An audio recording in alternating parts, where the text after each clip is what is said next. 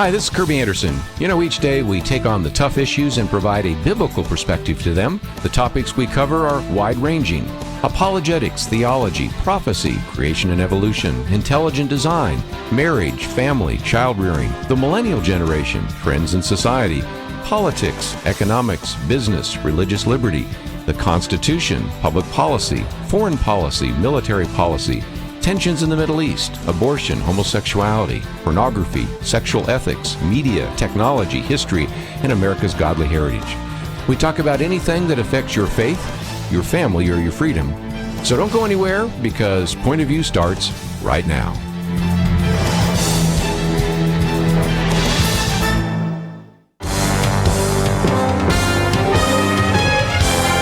Across America, live. This is Point of View.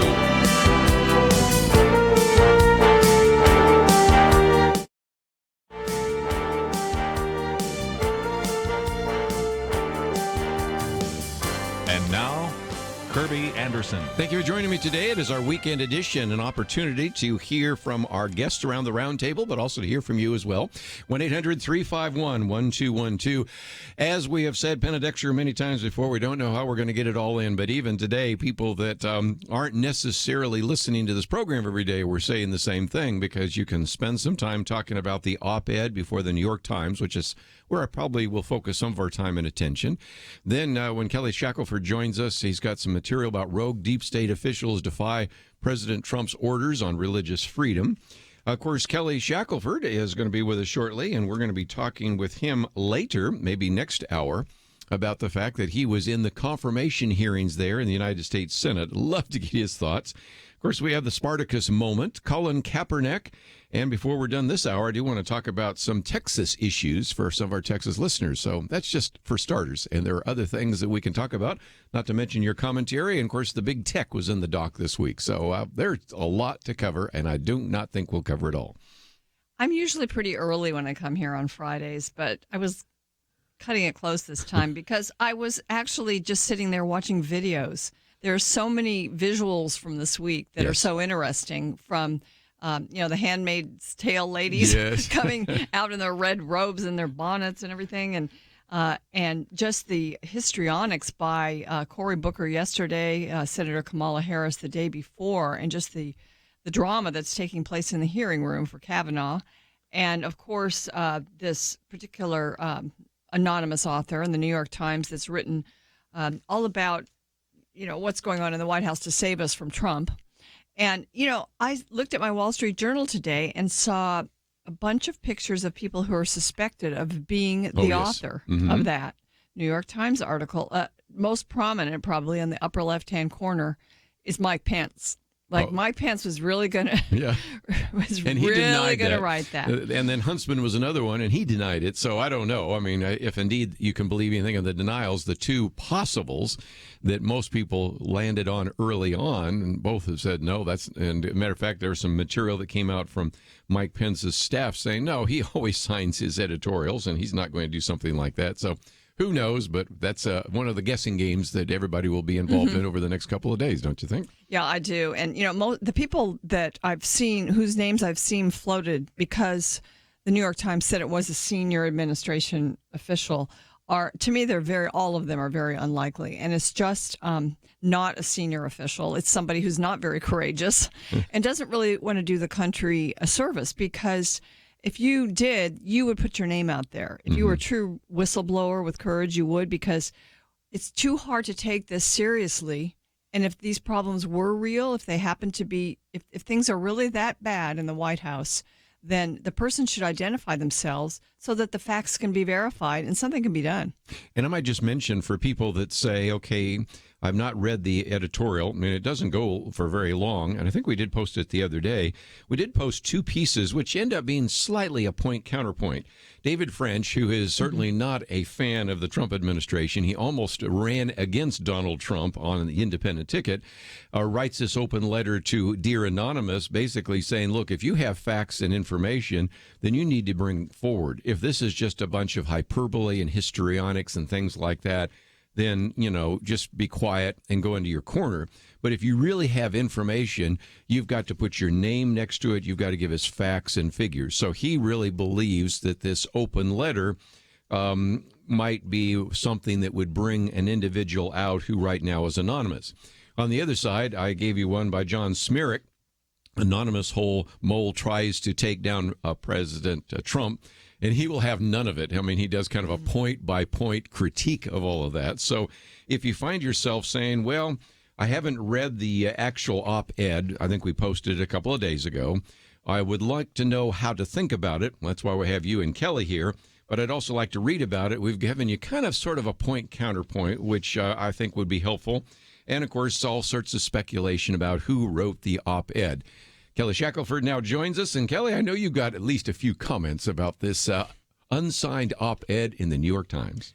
Well, I mean, my first comment is that I think it's incredibly irresponsible for the New York Times to do this. I mean, people say, well, it makes good news. I mean, this is what's destroying the media, is they're more about entertainment and how many things they can break rather than what kind of journalistic integrity they have. I'm sure in every administration, this was willing to be done by somebody. But this is the first time it's ever been done because of this, again, Trump derangement syndrome or whatever, that all the rules go, you don't care. So the New York Times, has just done something that I guess it's going to do that next time. So when there's a Democrat who's the president and there's somebody in the administration who wants to do an anonymous hit piece on the president that they're working for and not telling the president that they're disagreeing, they're going to publish that. There's no way they're going to publish that. So, this is why people are losing all respect for the media. It also, I think it's very damaging. Just that this process is started. I think when you start this, it's hard to put it back in the box. So right. I think this is going to continue to happen now.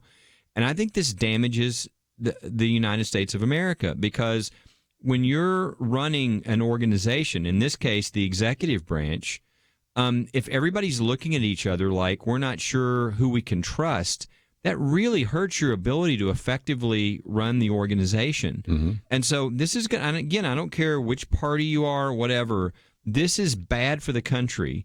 From the personal side, this person's a coward. They're immoral. You can just go down the whole line of list. It's amazing how we can rationalize. I guess it was kind of a day for I Am Spartacus, right? Where people can think they're this great, American by doing this subterfuge within the White House. I think even the liberals liberal conservatives are coming out and saying, this person's a bad person. They should leave. If they had any integrity, they would resign and then say what it is that they think is so bad that would cause them to say that they have to, go against the president. So it's just bad on so many levels. But I think it hurts the country. Well, again, you run a very large organization, and if you found out that there were people that would come into your desk and take pieces of paper off of there, I think you'd be upset about them, wouldn't you? Yeah, it's just incredible. And in this country, there's a lot of things we could talk about here. Sure. The whole right to face your accusers. That is really. It's so crucial in this country. Trey Gowdy said something I thought was very insightful yesterday. He said, look, because he was a prosecutor. He said, we make children who are abused. They have to sit in court and testify in front of their abuser. That's how seriously we take the idea that you can't anonymously throw charges at people, but not in the New York Times world. Even Elizabeth Warren, I have to agree with her on one point, and that is, and we can talk a lot about the 25th Amendment, which was considered, but that would be a braver move than what's being done here. She even just said, if someone wants to come in at the president anonymously, that is not the way we do it in this country. And, to do it openly would be much better, because then you'd know what you were dealing with, and the two sides could coalesce. Well, as I said, we have got a lot to cover. And, of course, in the next hour, we want to hear Kelly, because he was there in the confirmation hearings of the greatest deliberative body in the world. We'll be right back.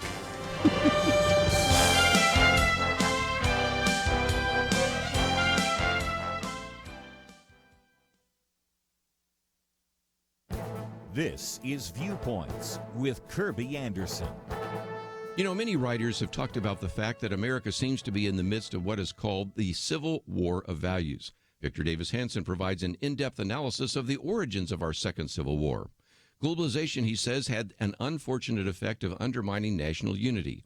While some became billionaires in high-tech and finance, most other Americans lost out. To make matters worse, the elites blamed the losers, the clingers, and the deplorables for driving industries out of the country because they were too racist or xenophobic to get with the globalist agenda. High-tech, he also argues, had a way of disguising poverty. Suddenly, the lower middle class and the poor had in their palms the telecommunications power of the Pentagon of the 1970s, the computing power of IBM in the 1980s, and the entertainment diversity of the rich in the 1990s. At the same time, the new normal were two parents at work, renting instead of buying, and an 8-year car loan instead of a 3-year car loan. Higher education helped split the country in two, but not only were universities becoming more left-wing, but they were also becoming far more intolerant than they were in the radical 1960s. Illegal immigration changed America in significant ways. Progressives wanted a new demographic to vote for leftist politicians, while conservatives wanted a pool of cheap, unskilled labor. These waves of immigrants changed the electoral college map and ushered in tribalism and calls for more diversity. Victor Davis Hanson has some suggestions about what might bring the United States together. One solution he mentions is a religious and spiritual reawakening. Yes, there are political and economic solutions, but perhaps the most important is the need for revival. That may be the most important antidote to a country headed for a second civil war. I'm Kerby Anderson, and that's my point of view. Take Kerby and the Point of View team with you on the go with the Point of View app. Search for Point of View Radio at the Apple or Google Play stores.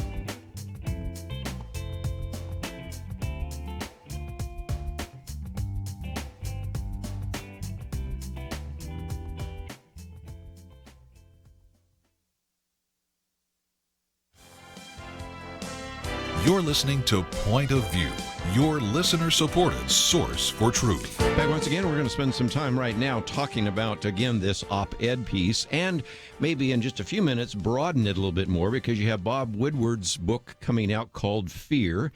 And I think it gets back to, Penna, something I know you want to address as well, the remarkable situation that Donald Trump sees himself in.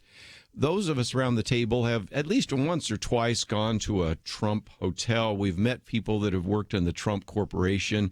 And Donald Trump, the businessman, has not had the kind of problems that Donald Trump, the president, has. I mean, you meet almost anybody in the Trump organization. They have respect for him. You can't imagine them writing an op-ed piece. You don't get anybody saying, I'm going to leave this place because this guy's, they all just appreciate the family. They appreciate the work. There is a tremendous amount of corporate unity. Then he becomes president. And of course, as one person said the other day, it's almost like you have 3,000 employees in the federal government. And how many of them support Trump? Maybe 50.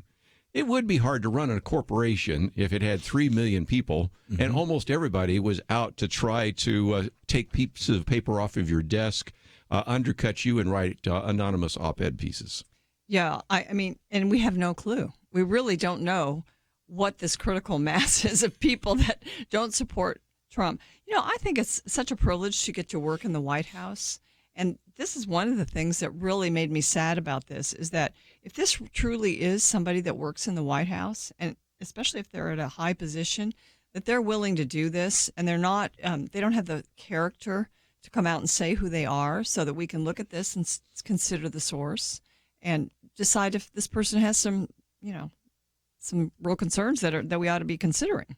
Yeah, it reminds me of the same line I used with all these Muslim terrorists who were strapping bombs on people. I was like, I mean, they ought to that ought to be spoken against. That these are cowards. And Bush did that right when he was in office. His first reaction was to do that, and then they pulled him back. And I think because they thought it would make him mad. And I was like, no, if you shame things, they don't happen. And I think this is really beginning to be shamed, what this person did, because it shouldn't happen. If you have any integrity, if this is a male, I mean, who knows if it's a male or female, but if it's a male, I think it's easy to say, why don't you be a man? Why don't you stand up and say what your problems are instead of hiding behind the New York Times and sending these shots? I mean, it's really sad. But what's really interesting about this is Trump was saying people were out to get me.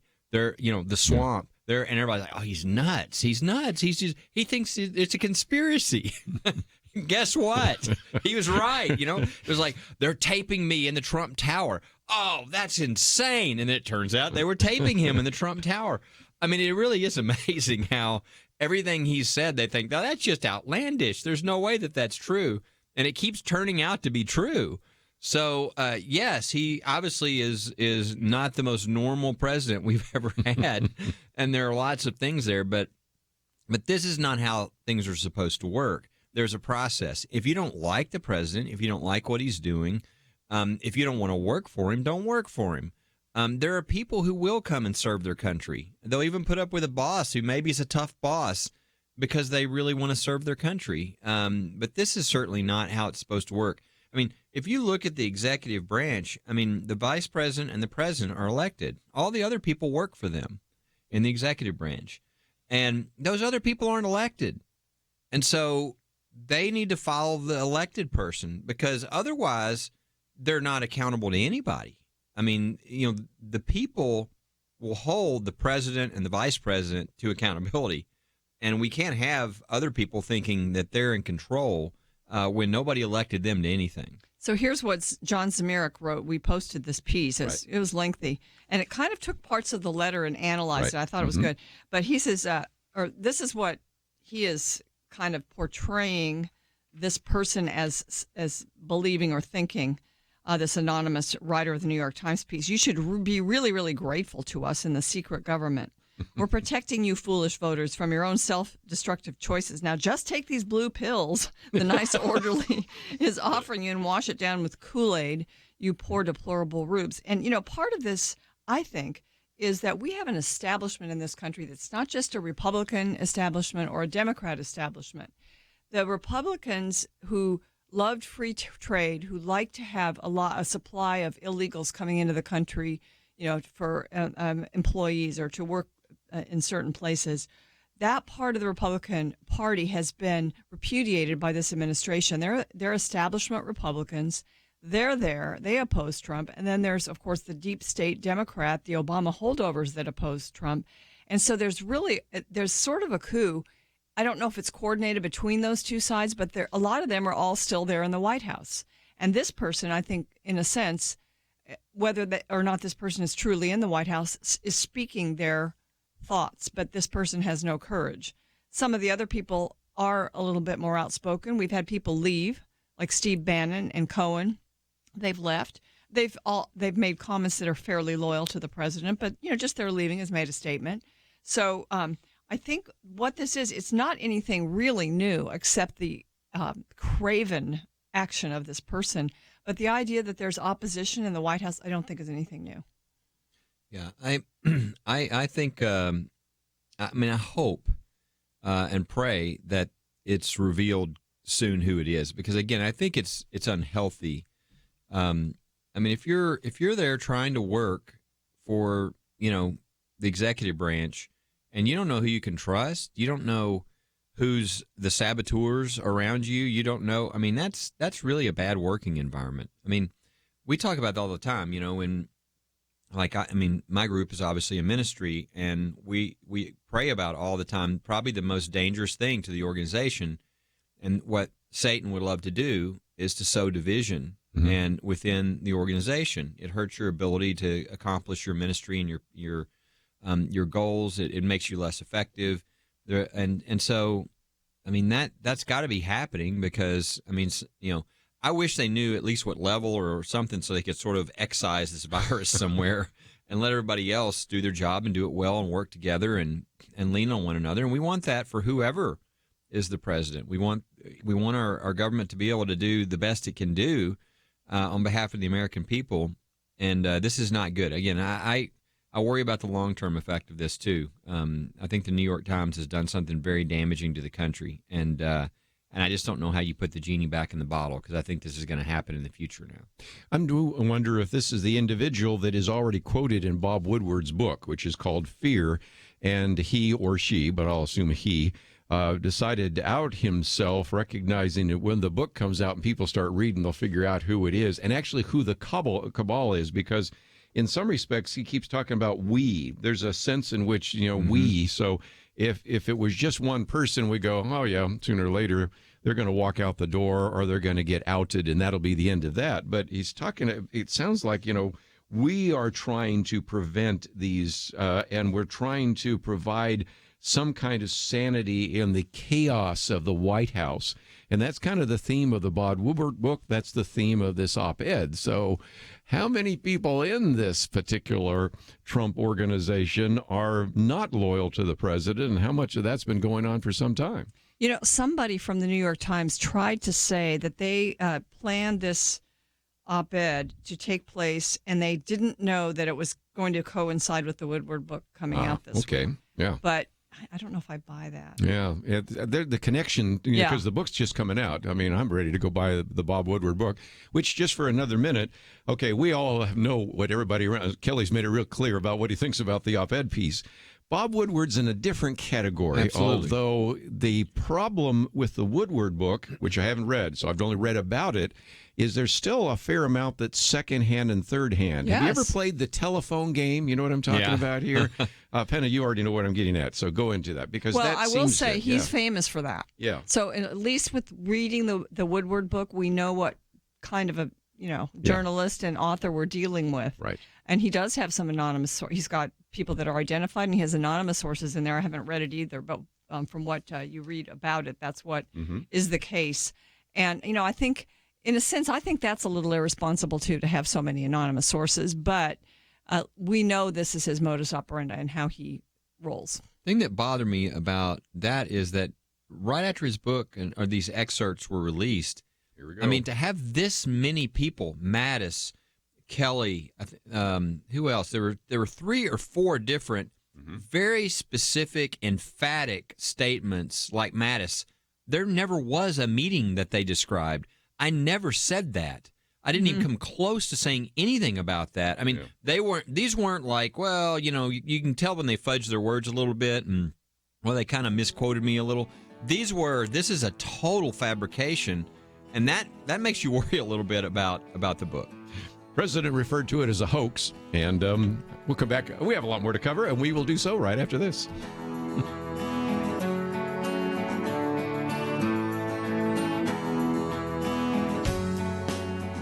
There is no more dangerous time than when things are going well. Remember Elijah on Mount Carmel? Fire came down. There was no doubt who was God, but what happened next? He went from amazing faith to a time of great fear and depression. Many Christians have been very thankful a certain Democratic candidate for president was not the one to nominate 2 replacements for the Supreme Court. But as with Elijah, times of great victory are also times of great danger. Moments like this are not the time to take it easy. This is not the time to let our guard down. This is a time to double down on our work in the community, to serve and pray and plan and invest in a better future. This is the time to join Point of View's Truth Team 360 to make sure today's promising gains are not lost tomorrow.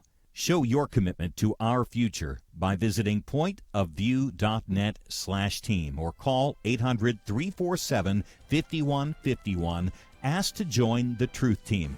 Pointofview.net/team and 800-347-5151. Point of View will continue after this.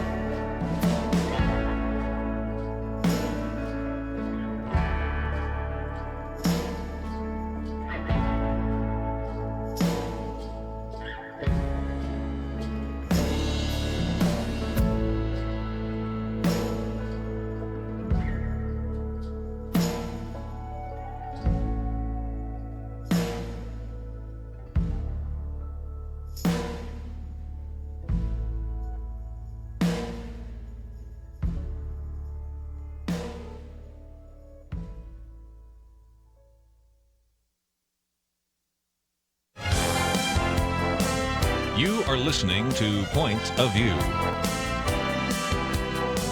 The opinions expressed on Point of View do not necessarily reflect the views of the management or staff of this station. And now, here again is Kerby Anderson. Weekend edition. If you'd like to join our conversation, 1-800-351-1212. I know we get very few phone calls on Friday. It's not because people aren't listening. As a matter of fact, we know that it's probably the highest listened to program in the week. Just they don't want to interrupt anything you guys are saying. So again, if you'd like to join us, 1-800-351-1212. Let me also mention that something some of you like to do, especially on our Friday show, is since we do broadcast on Facebook Live, and I think that's fixed now. The other day it was not working. You can leave a message there, and I can read those later. But let's, again, just mention, if you just joined us, that at the top of the hour, then we're going to hear from Kelly because he was in the confirmation hearings. But before then, we have some other issues we put on the table. One of those, of course, is this op-ed before the New York Times, which leads Penna to another issue, and that is Charles Cook said that if we've really reached the point at which we've got a problem, then we should reach the 25th Amendment. But he quotes, I think, correctly from David Frum, who says, overt defiance of presidential authority by the president's own appointees. Now, that's a constitutional crisis. But if really the president's closest advisors believe that he's morally, intellectually unfit for his high office, they have a duty to remove him. But this isn't what the 25th Amendment was established for. So Charles Cook does if, and says, but none of the ifs make any sense. You've got a piece here by Elizabeth Warren where she seems like she's really convinced that the 25th Amendment could remove President Donald Trump. What have you found? She says that these officials, if they really believe that things are that bad, they should invoke the 25th Amendment. It has to be done by Congress, if I'm not mistaken. But, her point, I think she was making one point that I agree with, as I said before, and that is, well, be open about this. Don't write an anonymous op-ed if you work in the White House. That's just cowardly.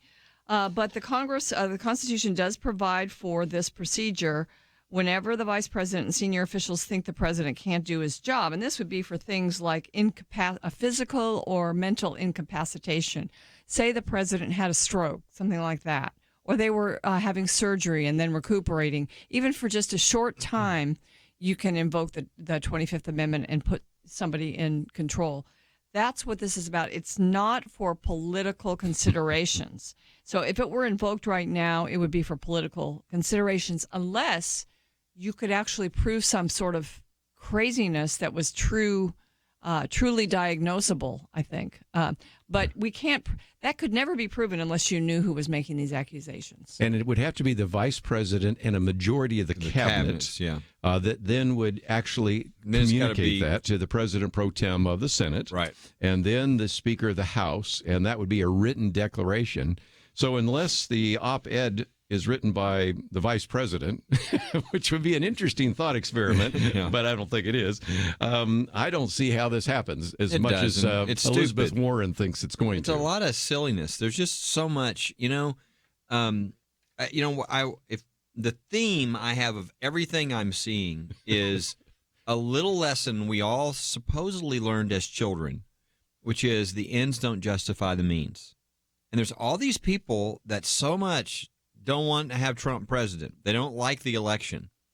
That the ends justifies the means. So they just come up with just all kinds of crazy things. The 25th Amendment was like when the president gets shot. It's when the president. The idea that you're going to, let's remove Trump under the 25th Amendment. It just shows that you're deranged when you say things like that. But people just, they put all rationale aside because they're so talk about sort of mentally, mad. I see them like frothing at the mouth, it's like, I want to get Trump. What do we do now? The 25th Amendment. How about just wait for the election? That's what's supposed to happen. No. Let's get somebody to investigate him, and let's lie in the FISA warrants, and let's use all these people with conflicts of interest. I feel like I'm watching the craziest stuff go on because people think that, this guy that was elected shouldn't have been elected. And it's all these other means they're trying to use. And what I love is, I mean this literally, I'm not saying the Lord's name in vain. Thank God that we had founders that had a great constitutional system and understood a lot of the depravities of man that we better have all these things locked in, because there is a method for if the president needs to be thrown out of office. It's called impeachment. And it's very hard to convict. You got to get a majority of the House, and then you got to have a super majority of the Senate to convict. But it's there if you really need it. Otherwise, we have an election. All these other things are totally inappropriate. I think this tactic that's taken place with the Woodward book and with this anonymous op-ed in the New York Times, things like this, it's another method. And this one, I think, very effectively could serve to isolate the president, cause him to have less trust than he already has in all the people around him. I mean, really, now he's probably looking at more people than he even was looking at with eyes of skepticism. And so, that's what, it's all part of this, and to render him less effective. But, the good news is you look at him last night, today, he goes out and makes his speeches. He talks about his policy. We had good news today about wages again rising. So, what's happening in the country for the most part? I mean, there are a couple of big thorny issues that we care about, I think, as conservatives: immigration and defunding Planned Parenthood and federal spending. These are things that have not been addressed yet, and you kind of wonder if he's got people against him in the White House like that, or that are quote unquote establishment people. Could this not be part of the reason why we haven't gotten some of those things done? And the things, you almost want to just say, put all this personal stuff aside and let's look at what the president is actually accomplishing. When you look at that, and that was the thing I thought was interesting about this anonymous attack on him, is even they had to admit, in that, we've got to admit a lot of incredible things are being done. Yeah, but he was saying despite the president, and it's really because of us that these good things happened. Yeah, I'm sure they made it all happen. The judges, I'm sure they were the key ones on making, Jerusalem the embassy. The stuff that's happened is incredible. Again, today's they came back and said, well, we were wrong about August. We said August was 190,000 new jobs, and it was actually over 200,000 jobs. And we said that everybody's wages were going up, their payroll checks were going up by 2.7%. No, it was 2.9%. So, it's record unemployment. It's record. The economy is exploding in all kinds of ways. And it's just bizarre. It's almost like this dual screen thing you're watching. On one screen is all these things are getting better, and on the other screen is we got to get rid of this guy, and there's this soap opera or something going on that seems almost totally disconnected to what's actually happening and the results that we're seeing. The economic issue is one of those. I have a commentary coming out next week, and I say I rarely do commentaries, but after week upon week upon week and not hearing anybody mention that the median family income in America is the highest in history, whether adjusted for inflation, whether you look at the census, whatever, that has never been that high. And as somebody has written about this, even back in the 1990s when I was writing about the baby boomers and the baby boom family and the median family income declining, and the fact that and this is a number that is actually true, during the 8 years when President Barack Obama was in office, median family income went up through an entire 8-year period of 0.3%. Yep. 0.3%, not even 0.5%. And then almost overnight, you have median family income going up, jobs going up, and everything. Now, of course, a lot of people say it's the 8 years of Barack Obama that established the economic foundation for that. Yeah. You're laughing. What a joke. But it's amazing how that timing works, You start lifting regulations and burdens on businesses, and all of a sudden, something that never moved for 8 years begins to explode. Yeah. But again, those things are just simply not covered in the media. And so this is one of the things that, again, we have to pay attention to. So when we come back, I want to talk about the election for a little bit. And of course, then we'll get to the confirmation hearings, because I've had people say, I can't wait to hear what Kelly's going to say on Friday. So we'll get a chance to hear him talk about the confirmation hearings and I guess what used to be the greatest deliberative body in America. You have lots of stories. But just before we do, I want to talk about the election, because a lot of people, they hear these stories, the op-ed, Bob Woodward, and in just a minute I want to talk about how many people that are registered to vote that shouldn't be voting, and what's that going to mean for the midterm elections. So we've got lots to cover, and if you are just joining us, Kelly, Shackelford, Penna, Dexter, and we have posted a couple of the articles we've been quoting from. That one with John Smirek, we could quote every line. He's got some great pieces in there, and David French has kind of an open letter to Anonymous as well. Or again, if you have really any kind of facts, then kind of put up or shut up. And so those two pieces are there. A little bit later, we're going to look at, of course, the confirmation hearings, but we'll talk about the midterm elections coming up right after this.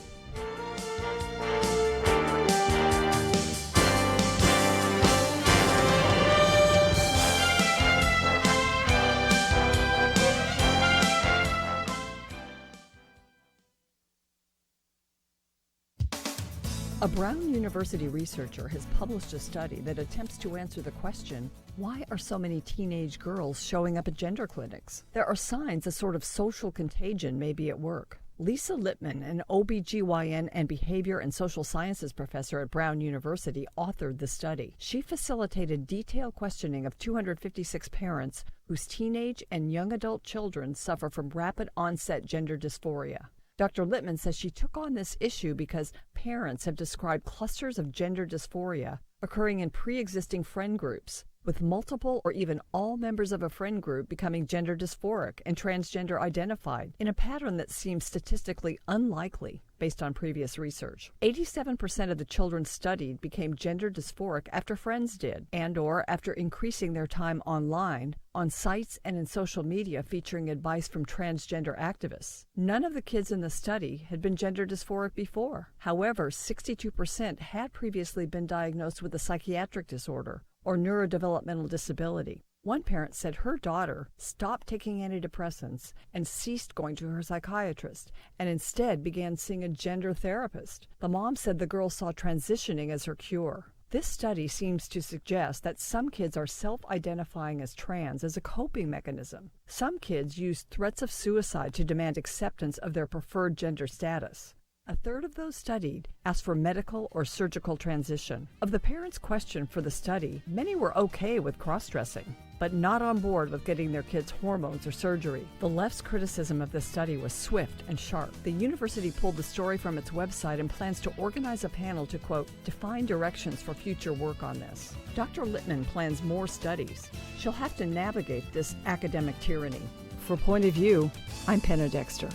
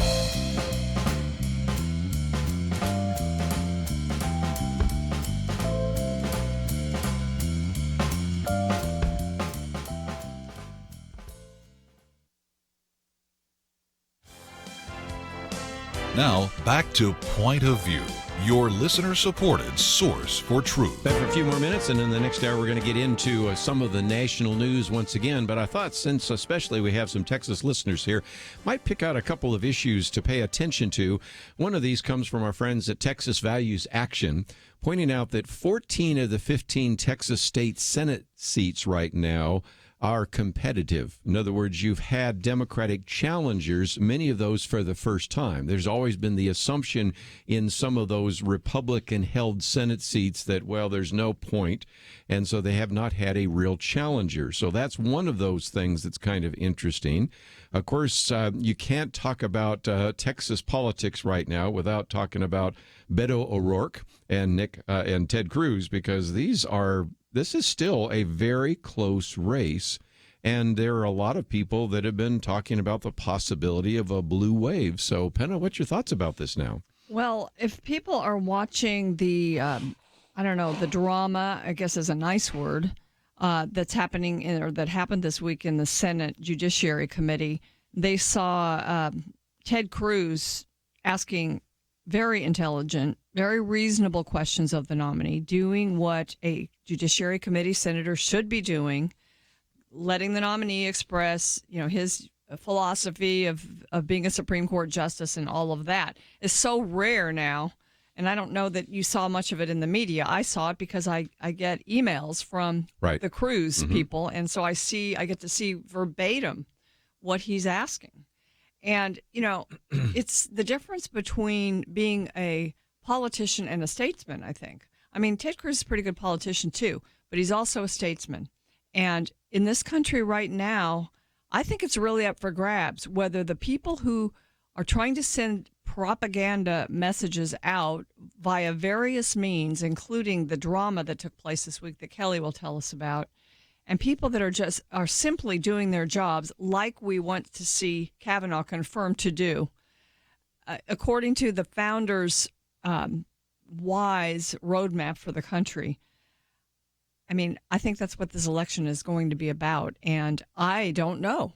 I really cannot predict. I mean, I'm looking at, after Labor Day, you saw a lot of media out there. What's going to happen? Are we going to have a blue wave in these red states? And nobody can say. Nobody knows right now, and we really don't know. I think it has a lot to do with what folks that are listening to us do, whether they get involved. Of course, yeah. It's all about turnout in the midterms. Normally, the party out of power loses a lot of seats, for instance, in the House. I don't know, what's the average? Is it 30? Or 25, I think is the number I heard the other day. And so most people predict that in this election that you would have the House go from Republican to Democrat, and that you would have the Senate probably even pick up a few seats for the Republicans just because of the races that are at play. And now, if that happened, we would have probably the House now, it would be all focused, because it would be Democrat-led and they hate Trump. It would be all focused on impeachment of the president and investigating everything he has or hasn't ever done. And every cabinet officer, too. Yeah. And so hearings on everything. It's going to be bogged down with, that's what the House is going to be doing for the next 2 years if that happens. The Senate, the good news for the Republicans is if the Senate is not only kept, but actually they pick up some more seats, then the advice and consent, duty of the Senate, they could fulfill because they don't need the House. So what you would essentially have is divided government, but if there's another Supreme Court slot, the Senate could confirm it. If all the other judges, the lower court judges, the Senate would confirm it. The Senate confirmed another 8 federal district court judges this week. So that is the probability. But, the last election has kind of thrown out all probabilities. So who knows, what to believe in the polls? Because last time, the polls were all wrong when it comes to Donald Trump. And this election is not about issues. It seems to be about pro or anti-Donald Trump, and which is why most people think that the energy is on the side of the Democrats, because it usually is the party out of power, and it's even sort of on steroids in this case because there's such a hatred for Trump on the Democrat side. Trump hatred is really the issue. Okay, the president's party has lost House seats. I'm just reading this out of the Wall Street Journal's section on this. Help us out. Has lost, let's see, the president's party has lost House seats in 18 of the last 20 midterm elections, with an average loss of 29 seats. 29, yeah. The last time a president's approval rating was as low as Mr. Trump's 40%, Republicans lost 30 seats as George W. Bush's popularity sagged during the Iraq War in 2006. So that's sort of the history. But, this is a disruptive president. Yeah. And, it could be way worse for him. But I am guessing, I am hoping, I can't guess, but I'm hoping that the sensibilities, the free market, capitalist sensibilities of Americans, as we begin having ads, as we begin speaking about the issues, begin to take over. Because, right now, like, for instance, here in Texas, we've got the Beto phenomenon. But when people start to see who he really is and what his positions are, I think a lot of people see him as handsome, new, something different. They don't really love Ted Cruz. And so I think this kind of thing, as the facts get out on a lot of these people, because you have a lot of people from the far left running in key seats, hopefully Americans are still Americans in their thinking. We'll see. One other thing I want to put on the table, and Ken Paxton put this out the other day, of all the non-citizens who are registered to vote in the state of Texas, one estimate I saw was 280,000 in the state of Texas. We talked about this recently with Don Huffines, because even in Dallas County, they identified 1,889 individuals who are not citizens who are registered to vote. who the Dallas County canceled. These are ones where they surfaced it when they were asked to be jurors, and they said, well, I'm not a citizen. Well, then you shouldn't be allowed to vote. And of those, 356 of those individuals had voted in Dallas County, some as far back as 1980. So that's one issue. The other one is for people that say, well, there's no voter irregularities. The Attorney General has now actually put people in jail. 9 counts of voter fraud from one county, another 2 counts from Harris County. You just go down this long list that he provides of it. So that's something we need to pay attention to as well, because there are certain individuals going to the polls and will be going to the polls this November that shouldn't be going to the polls and voting in the first place. Yeah, it's just unbelievable that we have people on the voting rolls who are not citizens. I mean, that should be easy to check, you know? I mean, it's not like we're, 30 years ago and can't do a computer check. That's right. And you dealt with that in Houston before, right? Truth the vote, right? It just shouldn't happen. It's crazy. And I will say, I know Texas is this first hour. I know there's a few other stations around the country, but I know the Texas station does its first hour in Dallas.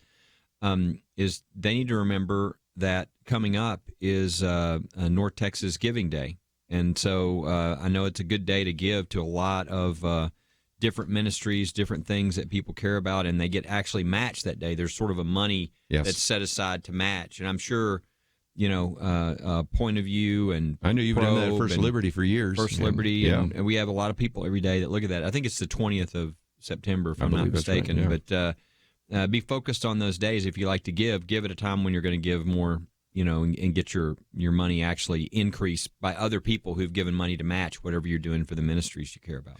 Make sure you go out and vote, because unfortunately we might even have some dead people that get to vote. But I've always said no representation without respiration. So we'll be back right after this.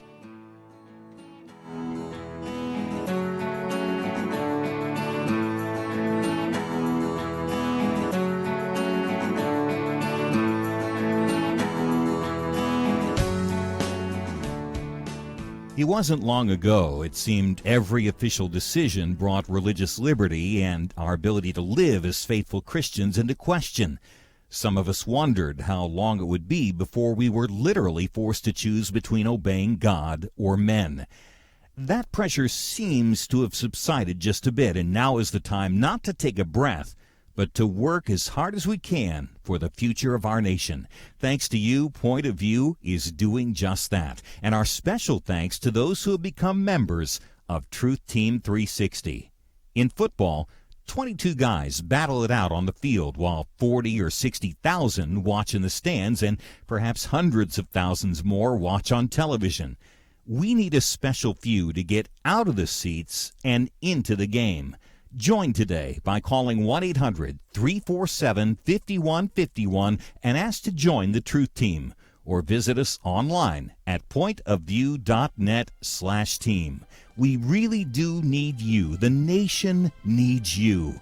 800-347-5151 and pointofview.net/team.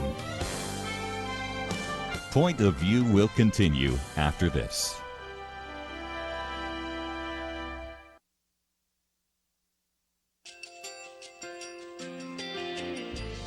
I just want to thank you so much for all the wonderful programming you have.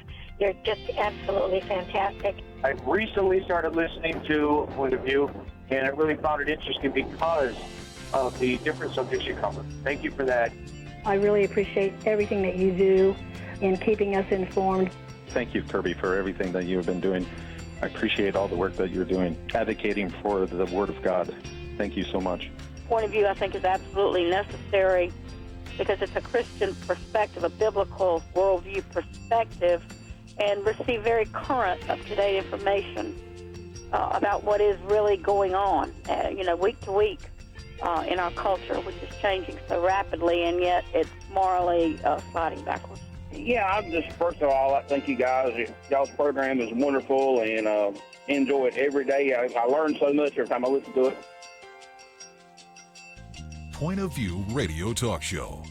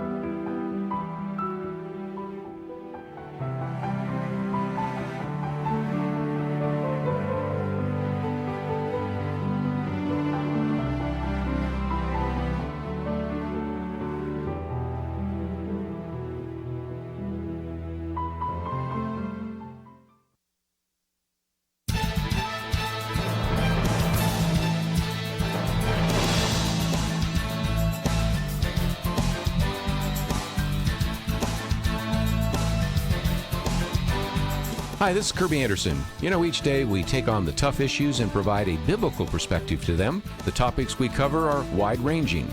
Apologetics, theology, prophecy, creation and evolution, intelligent design, marriage, family, child-rearing, the millennial generation, trends in society, politics, economics, business, religious liberty, the Constitution, public policy, foreign policy, military policy, tensions in the Middle East, abortion, homosexuality, pornography, sexual ethics, media, technology, history, and America's godly heritage. We talk about anything that affects your faith, your family, or your freedom. So don't go anywhere, because Point of View starts right now.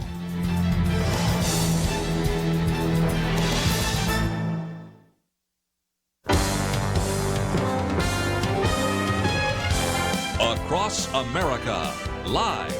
This is Point of View.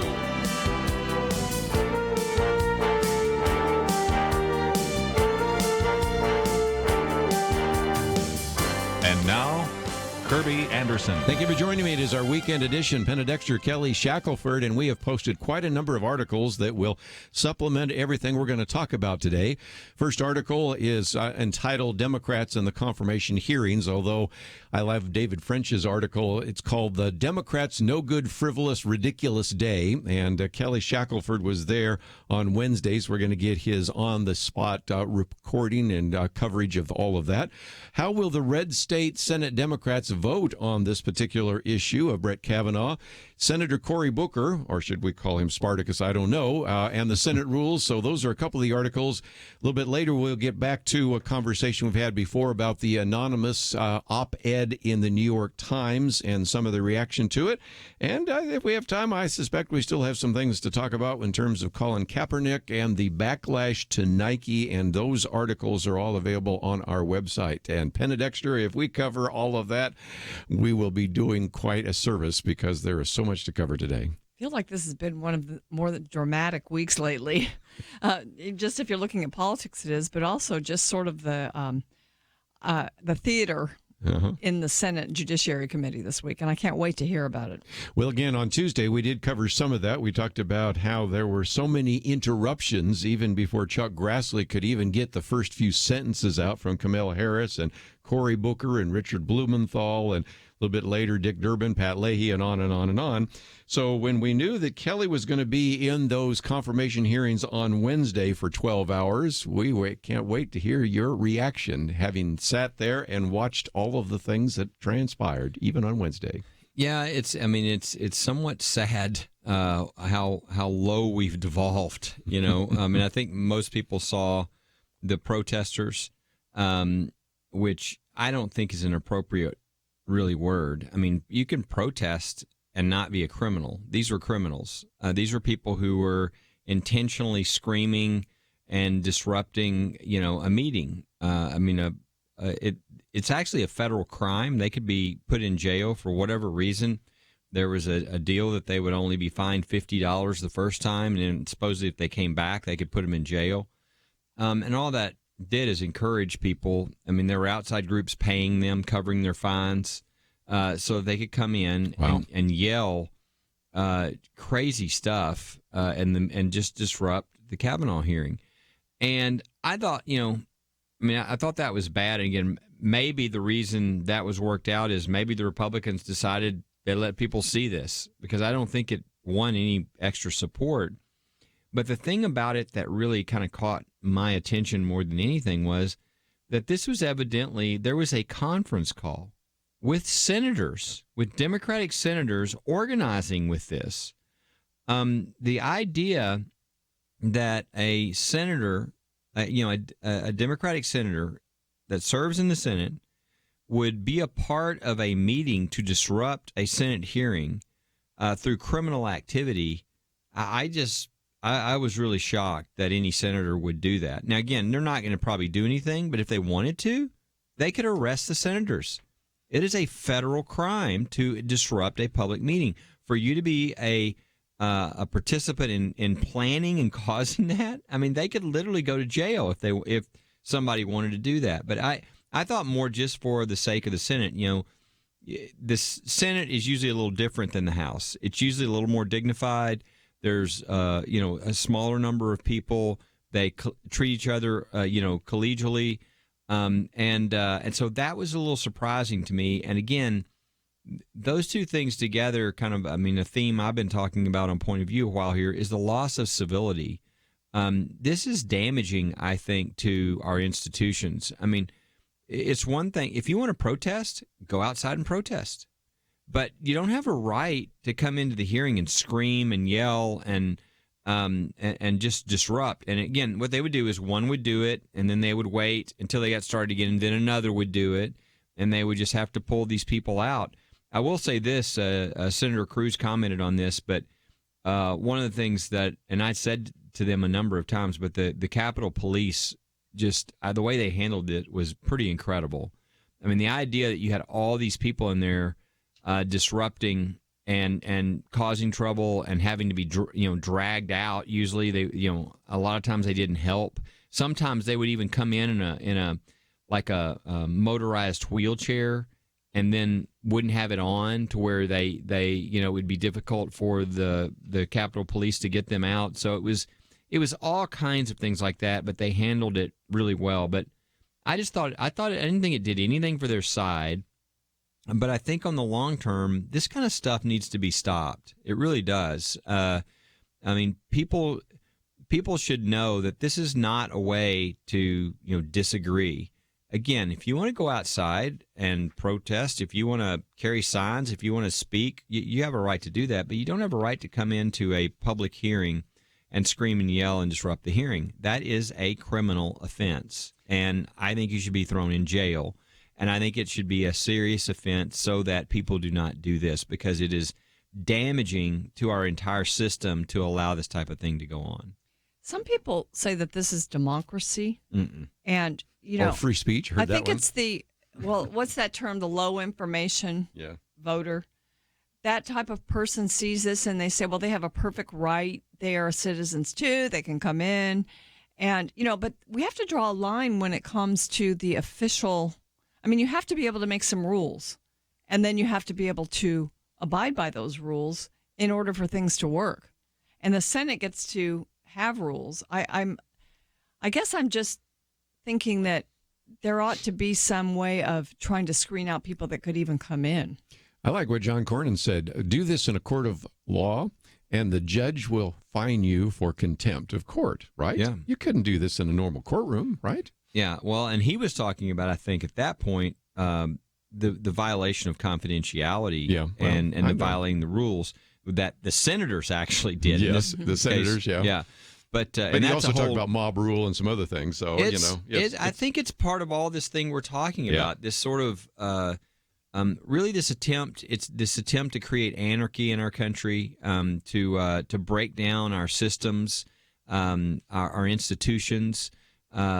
Look, our democratic republic operates with a Senate, a House, and a presidency. And we saw this week an example of the attempt to break all those things down, to make them to where they couldn't work, where they couldn't run. And that's not being a good, loyal opposition, whatever. That's being anti-American. And again, I know these people wouldn't say this about themselves, but it's the old deal. It's the ends don't justify the means. Okay. Just because you think you have a good end doesn't mean you can use any means to get there.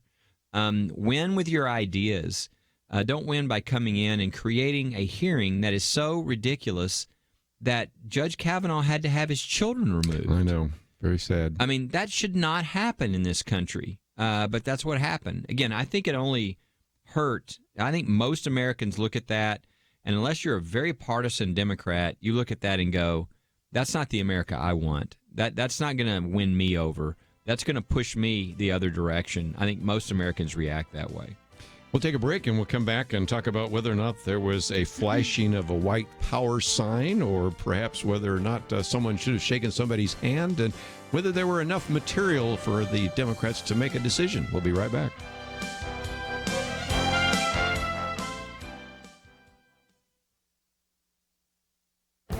This is Viewpoints with Kerby Anderson.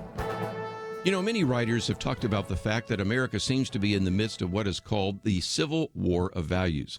Victor Davis Hanson provides an in-depth analysis of the origins of our second Civil War. Globalization, he says, had an unfortunate effect of undermining national unity. While some became billionaires in high-tech and finance, most other Americans lost out. To make matters worse, the elites blamed the losers, the clingers, and the deplorables for driving industries out of the country because they were too racist or xenophobic to get with the globalist agenda.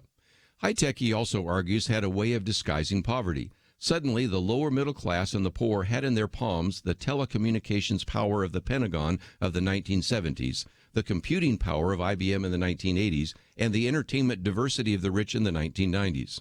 At the same time, the new normal were two parents at work, renting instead of buying, and an 8-year car loan instead of a 3-year car loan.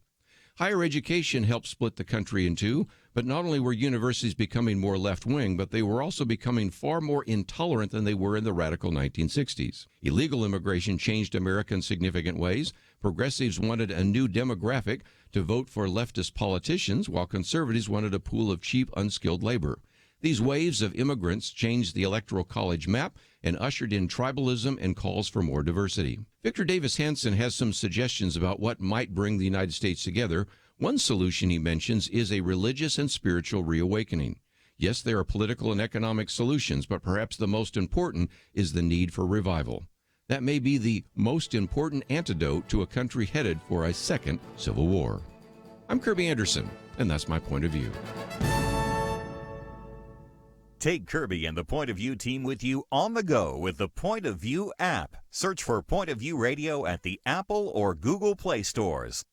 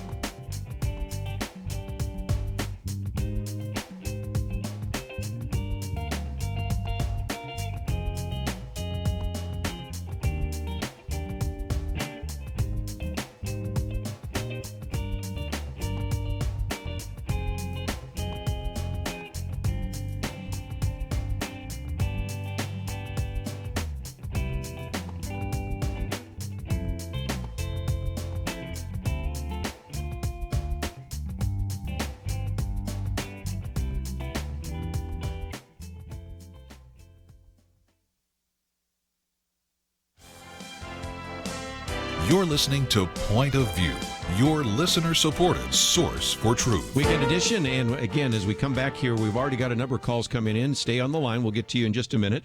Wanted to focus our time and attention right now on the confirmation hearings because Kelly Shackelford was there on Wednesday. So if you'd like to join us, 1-800-351-1212. Penna, Dexter, Kelly Shackelford. And Kelly, respond to this quickly if you could, because one of the arguments coming from the Democrats almost instantaneously, Kamala Harris, for example, is we don't have enough documents. Here are the numbers in case anybody is caring, and that is just look at Judge Kavanaugh's opinions. We have 307 opinions. That should give you a pretty good idea, which accounts for about 17,000 pages of material. Then when you add all of the other material together, you basically have about 500,000 pages of time when he was a lawyer and a judge. Penna, we could go on, but, you know, when they start saying, well, we want stuff when he was working for George W. Bush and everything, if you can't make your opinion, and frankly, everybody that was complaining already has made their opinion, on 307 opinions, I don't know what else you really need. What's your thoughts? Yeah, well, first of all, they signaled, many of the Democrats and the left signaled they had blank signs that didn't have the name before he was even nominated, that they were going to oppose whoever President Trump nominated. To keep saying that we need more documents so that we can analyze this nomination is ridiculous. And, you know, when he was staff secretary for President Bush, it was a matter of him making informed opinions on the materials that were to be funneled into the administration. And, you know, he was in charge of that. But this is not original writings of his, original opinions of his. And there's so much of that to use that it was not necessary in one sense. But the other part of it is a lot of it is should not be released to the public because it's basically it's administration business that is not public. And all of the advice that you're getting from experts in making decisions in an administration is not fair game for a judicial nomination. Even when Kagan was nominated and she didn't have any records, any opinions to look at, and she was Solicitor General of the United States, she worked in the White House, they were careful about what they released for her, and that's all she had as far as background. So with this, there was so much, and it was just a tactic, and they were using it again and again to be able to delay things. I mean, it was amazing how Kamala Harris, it was seconds of speaking by Senator Grassley, and she came in and wanted to stop the hearings. She was just part of this play. I think she was the first actress in it that was playing out throughout the hearings. Yeah, I thought everybody knew that Senator Harris and Senator Booker this was their sort of preening for the presidency, that they were sort of announcing their run for the presidency through this. And they've only been on the committee a few months. Both of them came in January. To me, it showed. Yeah. Because I thought, again, I don't know how other people see this. Maybe other people, they're not lawyers or not whatever, they look at it and they think, oh, they're being tough. I like them. I was embarrassed for them. I thought they were embarrassing. Harris, she goes after Kavanaugh saying, have you ever talked to anybody with this law firm about the, and it's, a law firm that's associated with Trump. And he's like, I don't know what you're talking about. And, I don't know who's at that law firm. Well, you need to answer me now. Have you? And she's like, law firms have 1,000 people. You don't even know who with what law firm. And she acts like she has this information, like that he's had some inappropriate conversation with somebody from this law firm. Turns out, no, didn't have any of that. But she went through this dramatic thing. Well, people are going to know whether what you're saying is just completely false the next day. I guess, her whole approach was based upon people not remembering from one day to the next. But people are going to remember that. And then the Cory Booker thing was very embarrassing, I thought. This idea of, first, he had a confidential memo.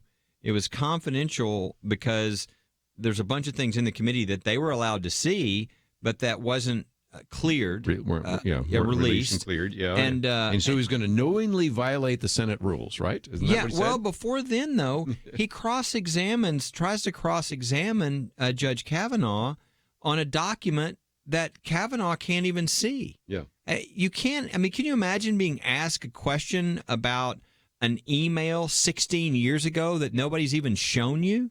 That's what they were doing. That's what he was doing. So that's just patently unfair.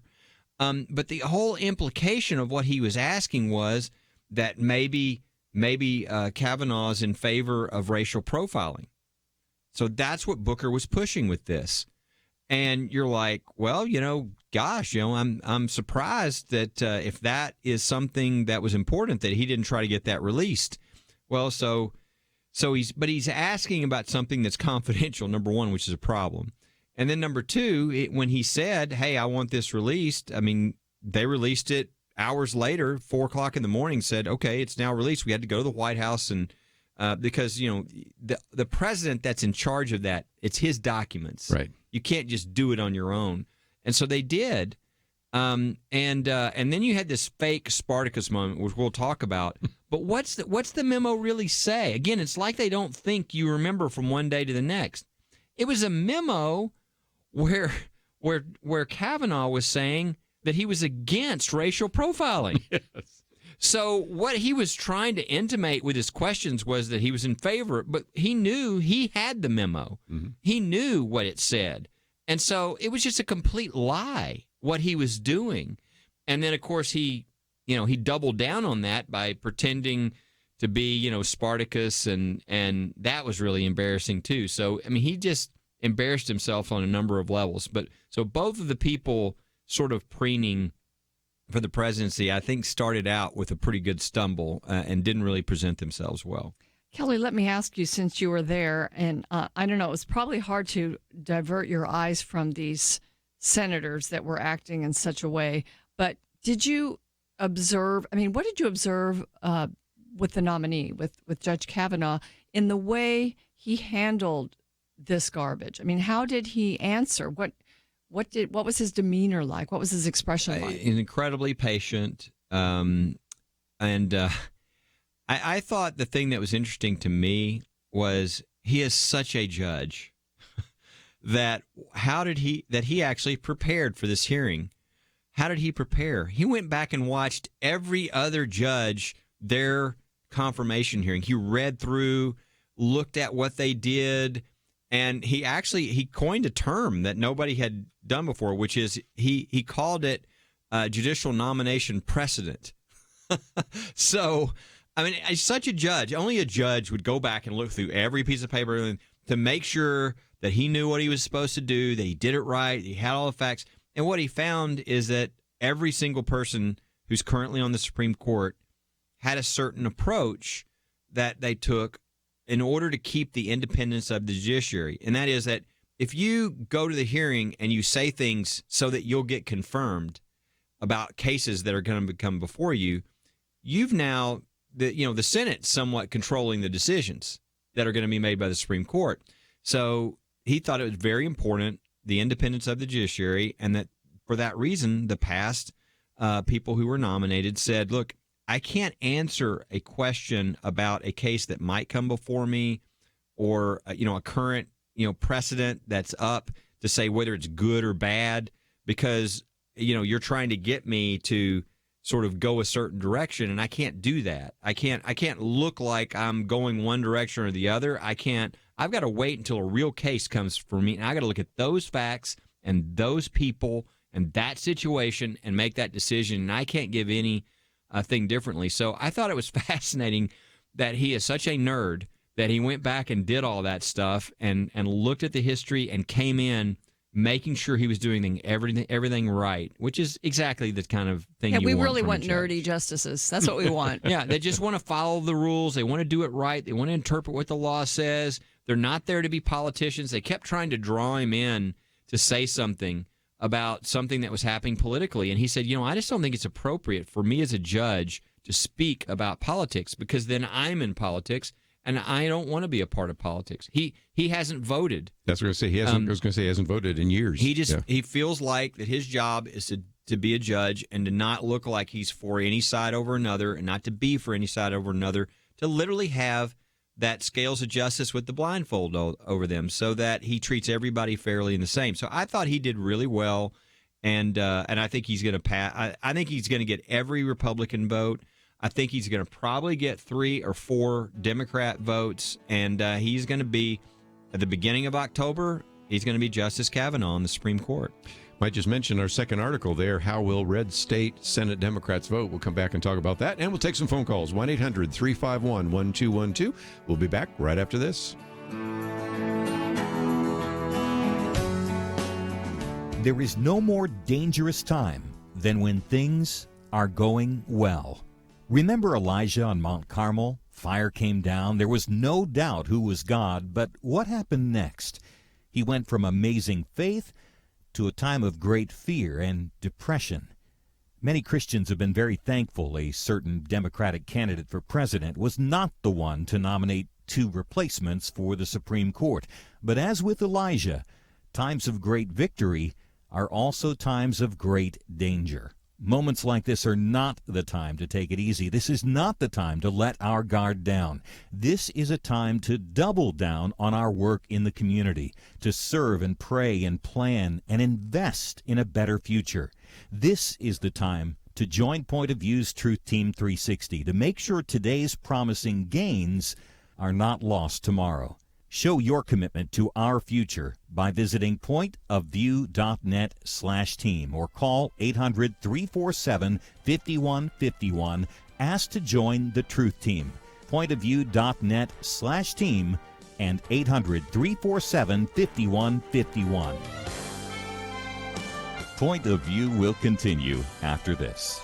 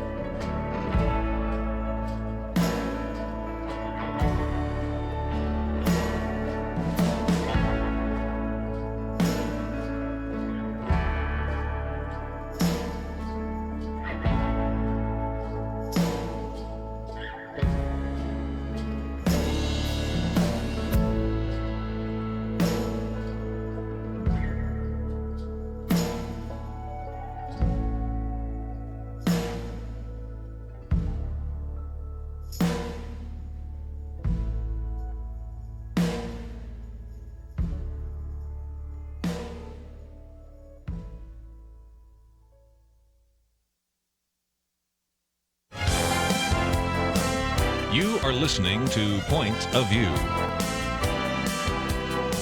The opinions expressed on Point of View do not necessarily reflect the views of the management or staff of this station.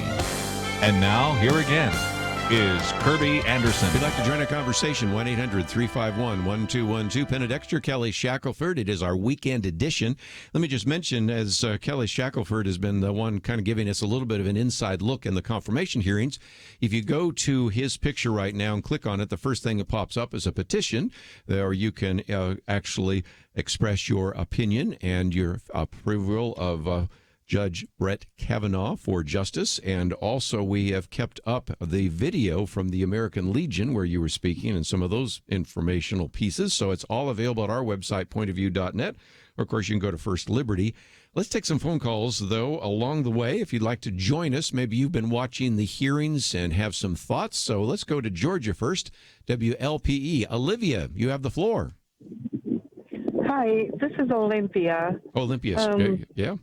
It's okay. So I was watching the entire process from the beginning.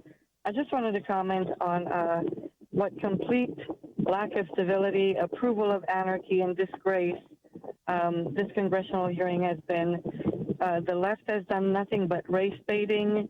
It seems to be such a thick culture of death and destruction of everything that we as Americans hold dear. Every question from the left seemed to be something about abortion. And of course, Hillary Clinton has been tweeting about abortion and Judge Kavanaugh.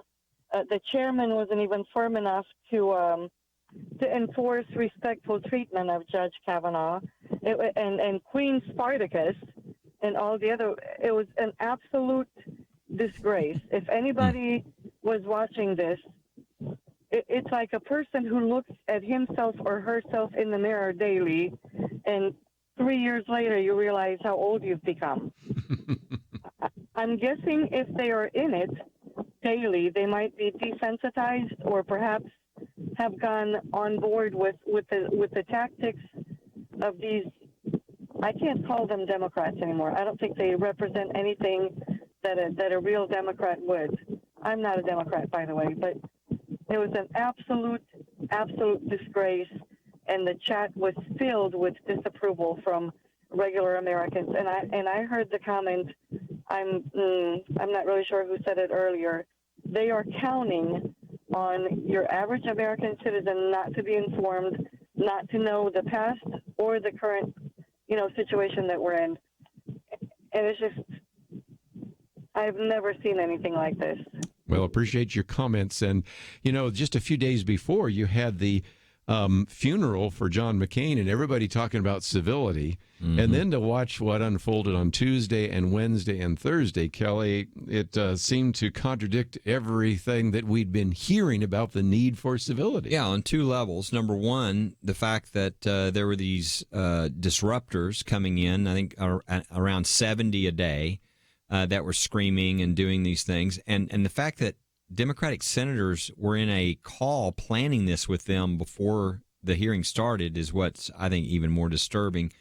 And then, again, not all of the senators, but the number of the senators who I thought were very disrespectful, dishonest. I mean, again, what Senator Booker did was dishonest. I mean, to ask Judge Kavanaugh about a memo that he can't see that's confidential and directly implying that maybe he was in favor of racial profiling, and then when the memo is released, it's showing that he's opposing racial profiling. I mean, that's just a bald-faced lie. The entire impression the whole day before that he's trying to give by the memo, that, again, which is totally unfair for Kavanaugh to be asked about something he can't even look at. So I thought it was bad both with the people and what they were doing that were probably hired to come in and do this disruption, and the senators. Not all the senators. Some of the senators asked very, again, from obviously a different perspective than the Republicans, but asked very difficult and good questions about the law and really pressing Judge Kavanaugh. That's what they're supposed to do. But the sort of dishonest and posturing and all that was sad. Here's a headline I just got, and I think it's a good one. It's very restrained, too. As the hearings wrap up, the verdict is, Dems overreached and Kavanaugh on his way to the Supreme Court. Probably. And I think that's a good little summary, but it's maybe even a little understated.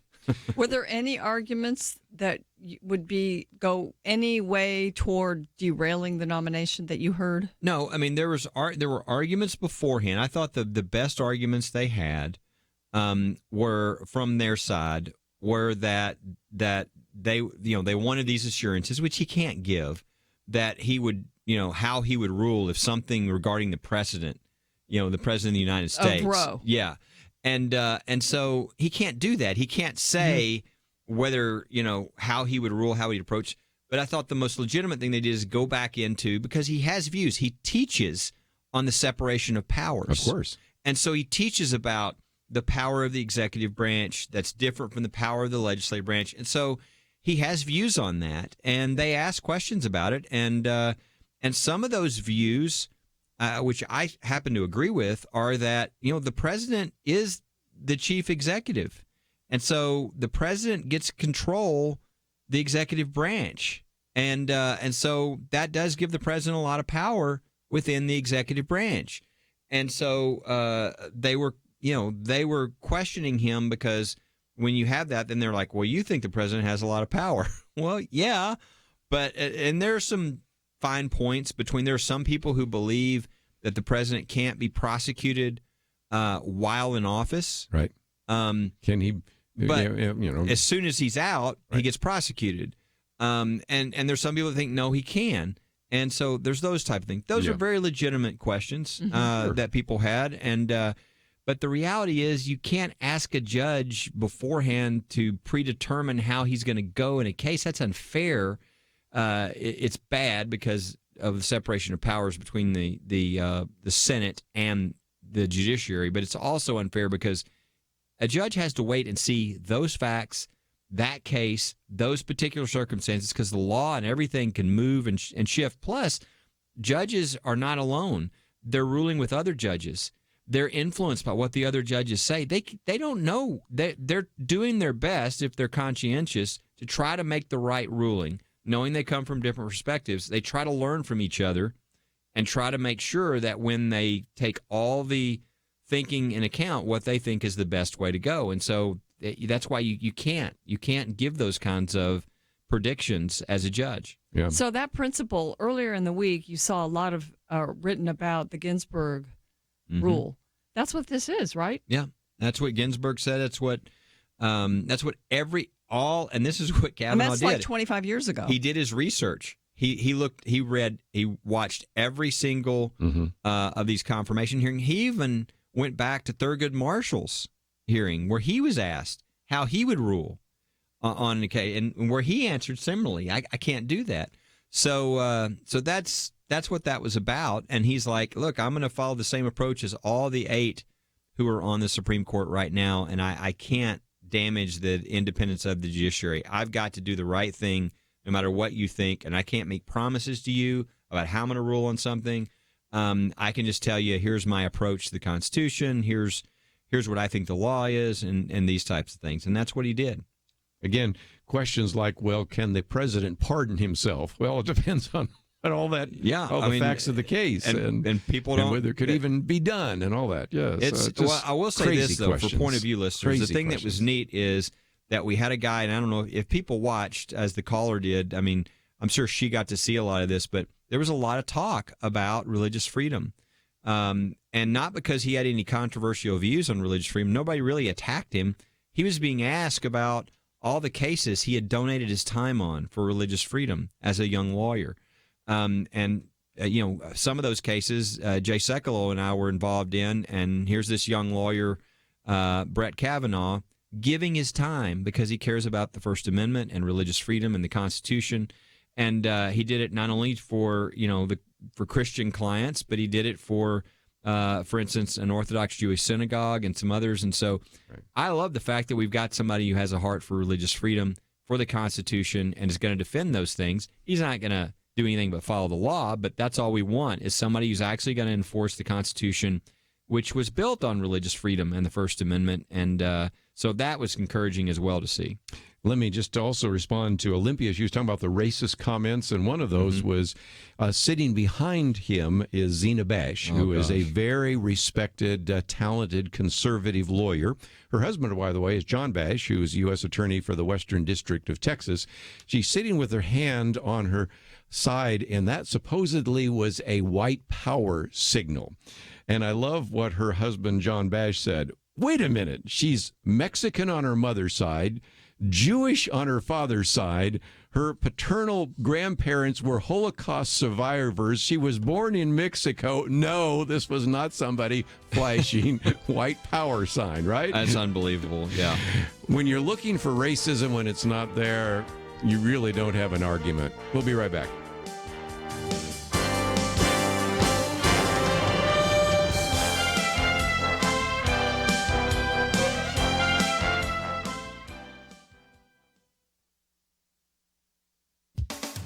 A Brown University researcher has published a study that attempts to answer the question, why are so many teenage girls showing up at gender clinics? There are signs a sort of social contagion may be at work. Lisa Lippman, an OBGYN and behavior and social sciences professor at Brown University, authored the study. She facilitated detailed questioning of 256 parents whose teenage and young adult children suffer from rapid onset gender dysphoria. Dr. Lippman says she took on this issue because parents have described clusters of gender dysphoria occurring in pre-existing friend groups, with multiple or even all members of a friend group becoming gender dysphoric and transgender identified in a pattern that seems statistically unlikely based on previous research. 87% of the children studied became gender dysphoric after friends did, and or after increasing their time online on sites and in social media featuring advice from transgender activists. None of the kids in the study had been gender dysphoric before. However, 62% had previously been diagnosed with a psychiatric disorder or neurodevelopmental disability. One parent said her daughter stopped taking antidepressants and ceased going to her psychiatrist and instead began seeing a gender therapist. The mom said the girl saw transitioning as her cure. This study seems to suggest that some kids are self-identifying as trans as a coping mechanism. Some kids use threats of suicide to demand acceptance of their preferred gender status. A third of those studied asked for medical or surgical transition. Of the parents questioned for the study, many were okay with cross-dressing, but not on board with getting their kids hormones or surgery. The left's criticism of this study was swift and sharp. The university pulled the story from its website and plans to organize a panel to, quote, define directions for future work on this. Dr. Lippman plans more studies. She'll have to navigate this academic tyranny. For Point of View, I'm Penna Dexter.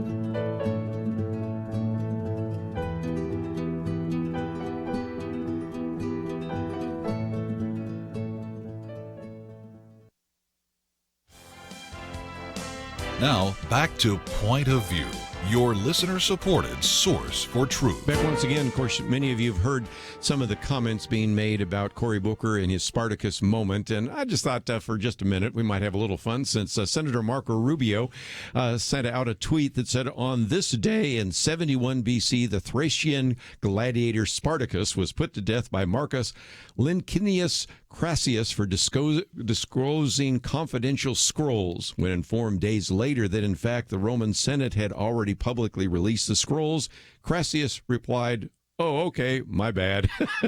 He was just having a little bit of fun at Cory Booker's expense. And it did seem to me like you had two things going on simultaneously. That is, Brett Kavanaugh was interviewing for the U.S.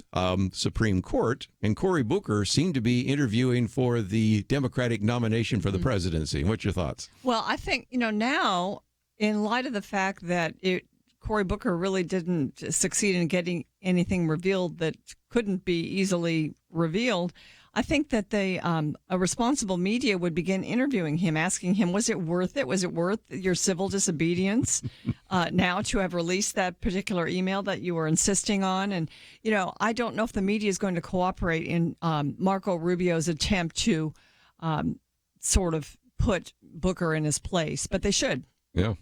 Well, look, what happened was pretty clear. You had an email that was confidential that he asked Judge Kavanaugh about, trying to imply he was in favor of racial profiling. Turned out the email said the exact opposite. But then, because he pitched such a fit about it, they said, all right, let's see if we can get it cleared. They got it cleared. It was cleared at 4 a.m. in the morning. That was communicated to him. And then hours later, 5 hours later, he's acting like it's not cleared and like he's going to release it anyway. And he himself says he's going to have his Spartacus moment and all this, knowing that it was already cleared. Obviously, this was his plan to do something, to kind of be brave, to be seen as a leader so that he could sort of jumpstart his presidential campaign. And everybody knew that's what he was doing, which is why, you had other senators saying, hey, look, we understand you're running for president, but we've got rules. And so what did he do when he got caught in that? When all of a sudden it came public that he knew beforehand, because he obviously thought he was going to be able to make people think that he didn't know that. Well, it came out that he did. He decided he was going to release some other documents that weren't cleared, just so he could. So it could be a big hero. Yeah. But people see through it. People aren't that stupid, it goes back to the very beginning when you're pushing and hammering Judge Kavanaugh on a memo that says the very opposite of what you're trying to imply it says. At that point, your credibility is blown, and then you just make it worse when you pull this, stunt about I'm being a hero, I'm going down, and I don't think that's going to go over well. I don't think the liberal base is looking for a fake hero. I think they're looking for somebody who's actually willing to fight for their issues and really, not to try to create a situation and pretend like they're sacrificing. That's not what they're looking for. So I don't think that's going to go over well for him in his presidential campaign. Mike just mentioned, then in the next hour, we're really going to be spending some time talking about this anonymous op-ed and Bob Woodward's book, Fear, and some of that. And so let me take this call that kind of will set up for some of the conversation we're going to have in the next hour. Alton in South Carolina, I think you want to talk about one or two of the things that are coming out about Donald Trump. Go for it. Yes, I was watching primetime news the other night. I think it was Wednesday night, and President Trump had made a tweet on there about Jeff Sessions, the Attorney General, about he was just a dumb Southerner, and something about he couldn't even be a lawyer in a country courthouse. Now, is that a true statement? It was on TV. I watched it. Newt Gingrich made a statement about the New Yorkers, and they were all over him. But I don't hear nobody from the South raising Cain about it. I'm upset about it. I voted for Trump. Yeah. But if that's a true statement, I don't particularly like it too much. Well, and that gets into some of the conversation we're going to have, because some of this comes from the interviews that were done by Bob Woodward in his book, Fear.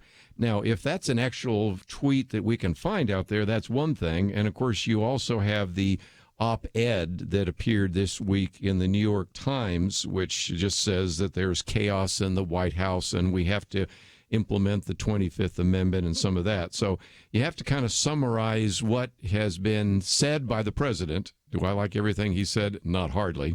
And the things that have been said about him, some of which are second and third hand. So I'll have to check on that one to see if that's something that we have as actual a document or whether that was just one of those statements. But it kind of gets into the conversation we're going to have in the next hour, because that is another big issue, and whether or not we can exercise the 25th Amendment and what's been said about the president.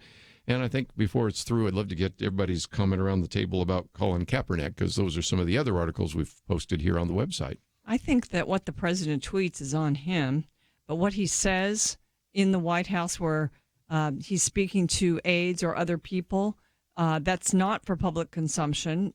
We know this president's a bit emotional, and he's going to say things. And even if he truly did say some of these things that Bob Woodward says he did, if he hasn't made the decision to put it out there publicly, I mean, I just think you have to consider who this president is. He was elected by people who knew who he was.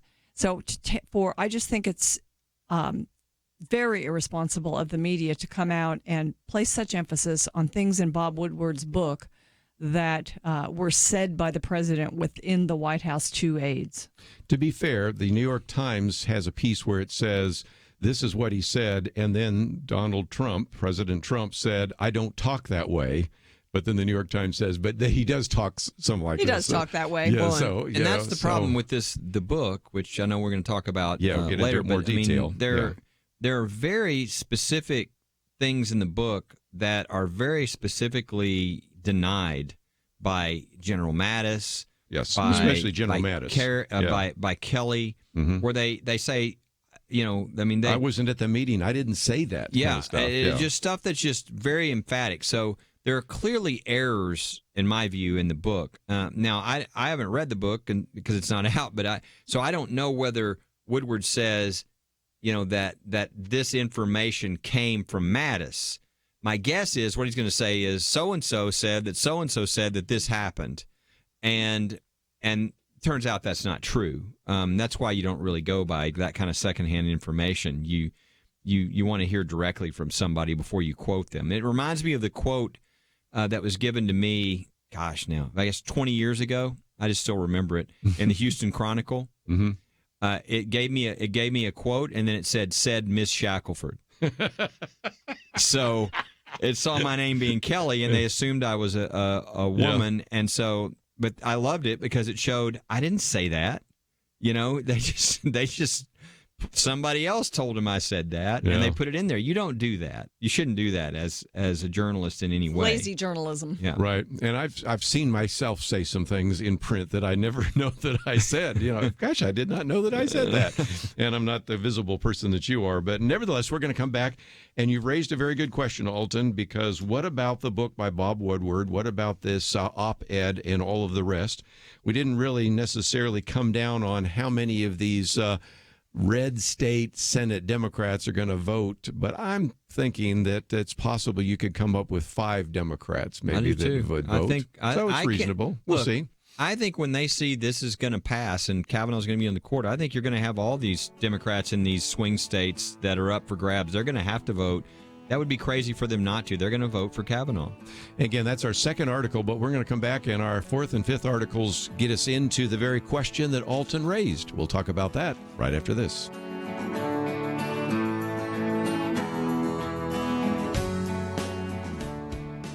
It wasn't long ago, it seemed, every official decision brought religious liberty and our ability to live as faithful Christians into question.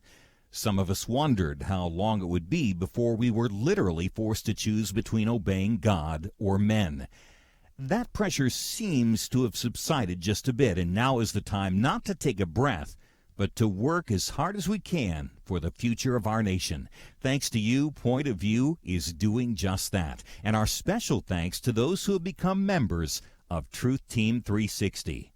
In football, 22 guys battle it out on the field while 40 or 60,000 watch in the stands and perhaps hundreds of thousands more watch on television. We need a special few to get out of the seats and into the game. Join today by calling 1-800-347-5151 and ask to join the Truth Team, or visit us online at pointofview.net/team. We really do need you. The nation needs you. 800-347-5151 and pointofview.net/team. Point of View will continue after this.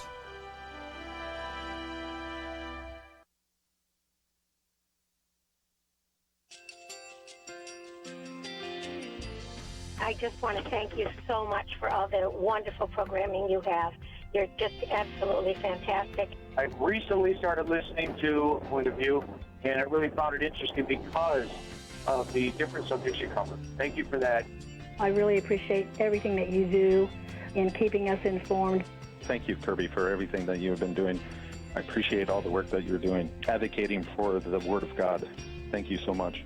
Point of view, I think, is absolutely necessary because it's a Christian perspective, a biblical worldview perspective, and receive very current, up-to-date information about what is really going on, week to week in our culture, which is changing so rapidly, and yet it's morally sliding backwards. Yeah, I'm just, first of all, I thank you guys. Y'all's program is wonderful, and enjoy it every day. I learn so much every time I listen to it.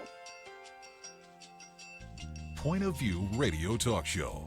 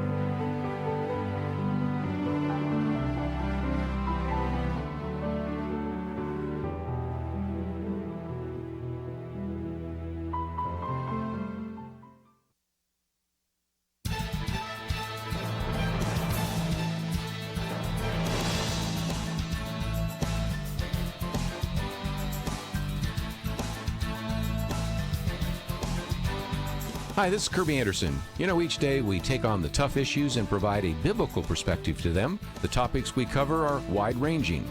Apologetics, theology, prophecy, creation and evolution, intelligent design, marriage, family, child-rearing, the millennial generation, trends in society, politics, economics, business, religious liberty, the Constitution, public policy, foreign policy, military policy, tensions in the Middle East, abortion, homosexuality, pornography, sexual ethics, media, technology, history, and America's godly heritage. We talk about anything that affects your faith, your family, or your freedom. So don't go anywhere, because Point of View continues right now.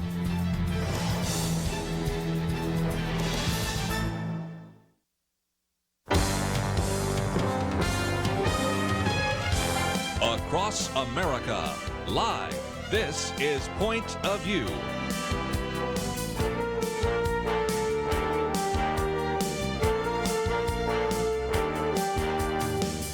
And now, Kerby Anderson. Continue our conversation today. If you'd like to join us, 1-800-351-1212. Penna, Dexter, Kelly, Shackelford, Weekend Edition. And let's take another phone call before we get back into some of those issues. This hour, we're going to spend some time talking about the op-ed that was anonymous. We're going to get into whether or not Donald Trump can really control what is taking place in his own administration. And for those of you watching online, let me hold up this piece from First Liberty in Action. The lead story there: rogue deep state officials defy President Trump's orders to protect religious freedom. And this is one of the things we're going to talk about. Can the president assume the people underneath him are executing what he actually wants accomplished, or are there individuals actually trying to resist him? So we'll take some of those calls as well. Let's, though, go to Bonnie in Nevada, KNLB. Bonnie, thank you for joining us today here on Point of View. Yes, hi. First of all, thank you for your program. I am an AIR team member and would never have been had I have not experienced tragedy years ago, and you have opened my eyes to the truth. And you put out a thing about indoctrination, and I watched it. Sure. That's the movie. Or at least the free portion of it. But it gives me insight as to what is happening with, A, the mainstream media, and B, the Democrats. They don't care about what they put out. The whole thing is for a block, but they may not even know what they're fighting for or why they're fighting, which is why they're saying ridiculous things. Because if you think about it, and you go back to indoctrination, they have been taught what to think from birth. So they've grown up in the system, they've gone through the system, they've gone to college, and everybody takes two separate roads. They either go the road where they see the ridiculousness of some of the schoolwork and do it anyway because it's a means to an end, and those of us who see the ridiculousness of the schoolwork and cannot do it because we cannot tolerate the ridiculousness of it, and, you know, we don't follow the rules. We don't listen to the sheep. You know, we just don't. And having been a single mom for 20 years, towing the line, trying to do the right thing, trying to make money, make ends meet, but listening to all the news, I was so lost. But I found you guys. You opened my eyes to the truth, to the reality of all of the stuff that goes on in the media and all the stuff they tell you isn't necessarily the truth. Yeah. Let me jump in real quickly because I want to get some of the comments around the table. But Kelly, you've been in situations where sometimes you are in an event and then you see the way the press covers it and you say, were they even in the same meeting? We had that recently when you were with the matter of fact, we were just talking about the Attorney General, Jeff Sessions.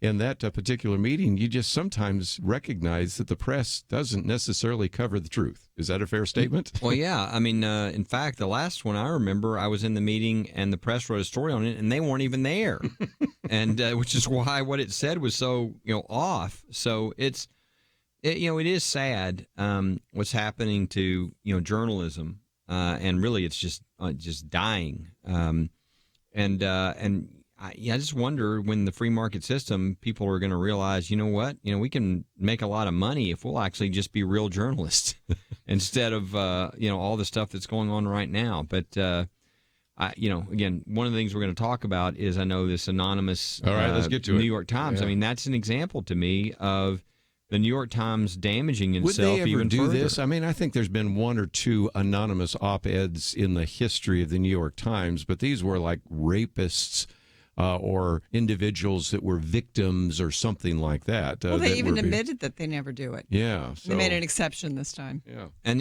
I just don't see how you put this. You put the genie back in the bottle here. I mean, now under every presidency, when somebody who's within the administration somewhere wants to write an attack ad on their president, I assume the New York Times is going to be willing to publish that. Or is it that they're actually violating something they would normally never do because they hate Donald Trump? I think it's that.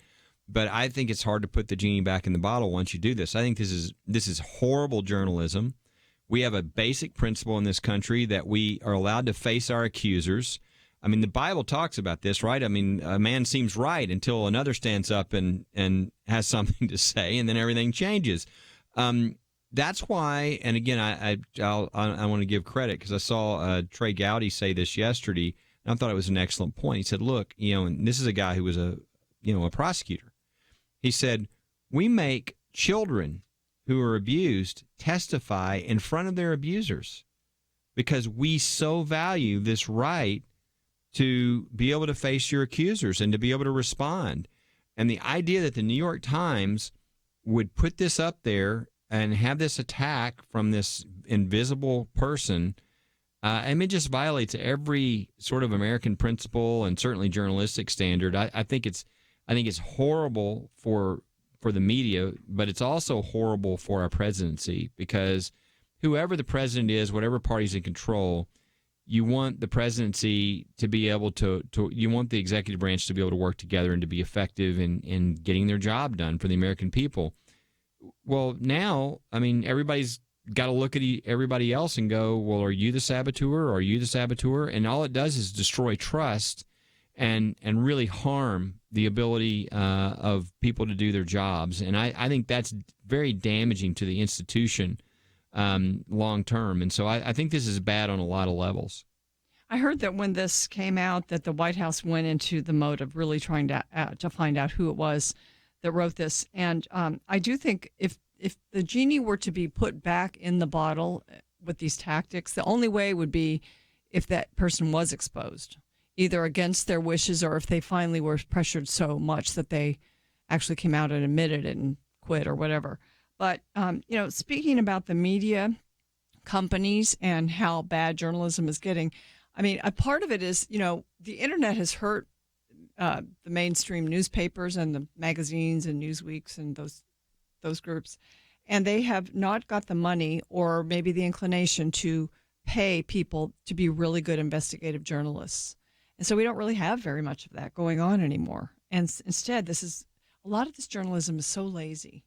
And I think that's why the New York Times, I mean, this is my guess anyway, that this was just really a way to sell papers in a sense, to get attention. The New York Times is, I know that they've had some positive financial reports recently, but for the most part, they've really dropped in importance and relevance because there are so many outlets out there. But really, we don't have that much good investigative journalism going on anymore. And that is what has, I think, hurt things so badly. People are quoting either anonymous sources or just quoting each other. New York Times, it used to be relied on to be the paper that you could, a lot of other media outlets jumped off of for their news stories, but they relied on it to be truthful. And now they can't do that. We're going to take a break and come back and talk a little bit about the deep state. And right now, it doesn't seem like the president can necessarily depend upon the executive branch to execute his orders. We'll talk about that right after this.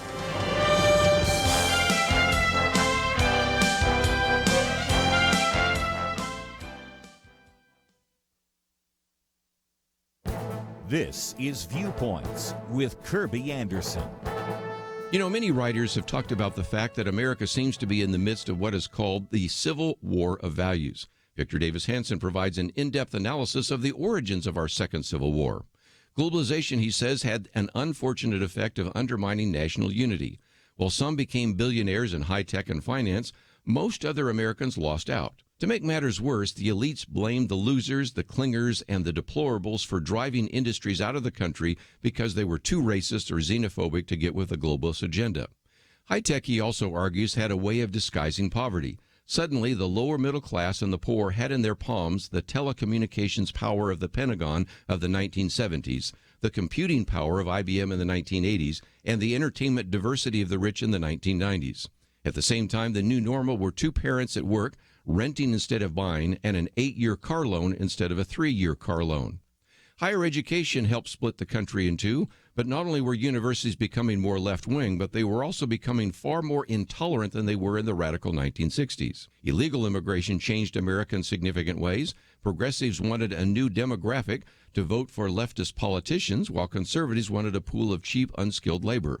These waves of immigrants changed the Electoral College map and ushered in tribalism and calls for more diversity. Victor Davis Hanson has some suggestions about what might bring the United States together. One solution he mentions is a religious and spiritual reawakening. Yes, there are political and economic solutions, but perhaps the most important is the need for revival. That may be the most important antidote to a country headed for a second civil war. I'm Kerby Anderson, and that's my point of view. Take Kerby and the Point of View team with you on the go with the Point of View app. Search for Point of View Radio at the Apple or Google Play stores.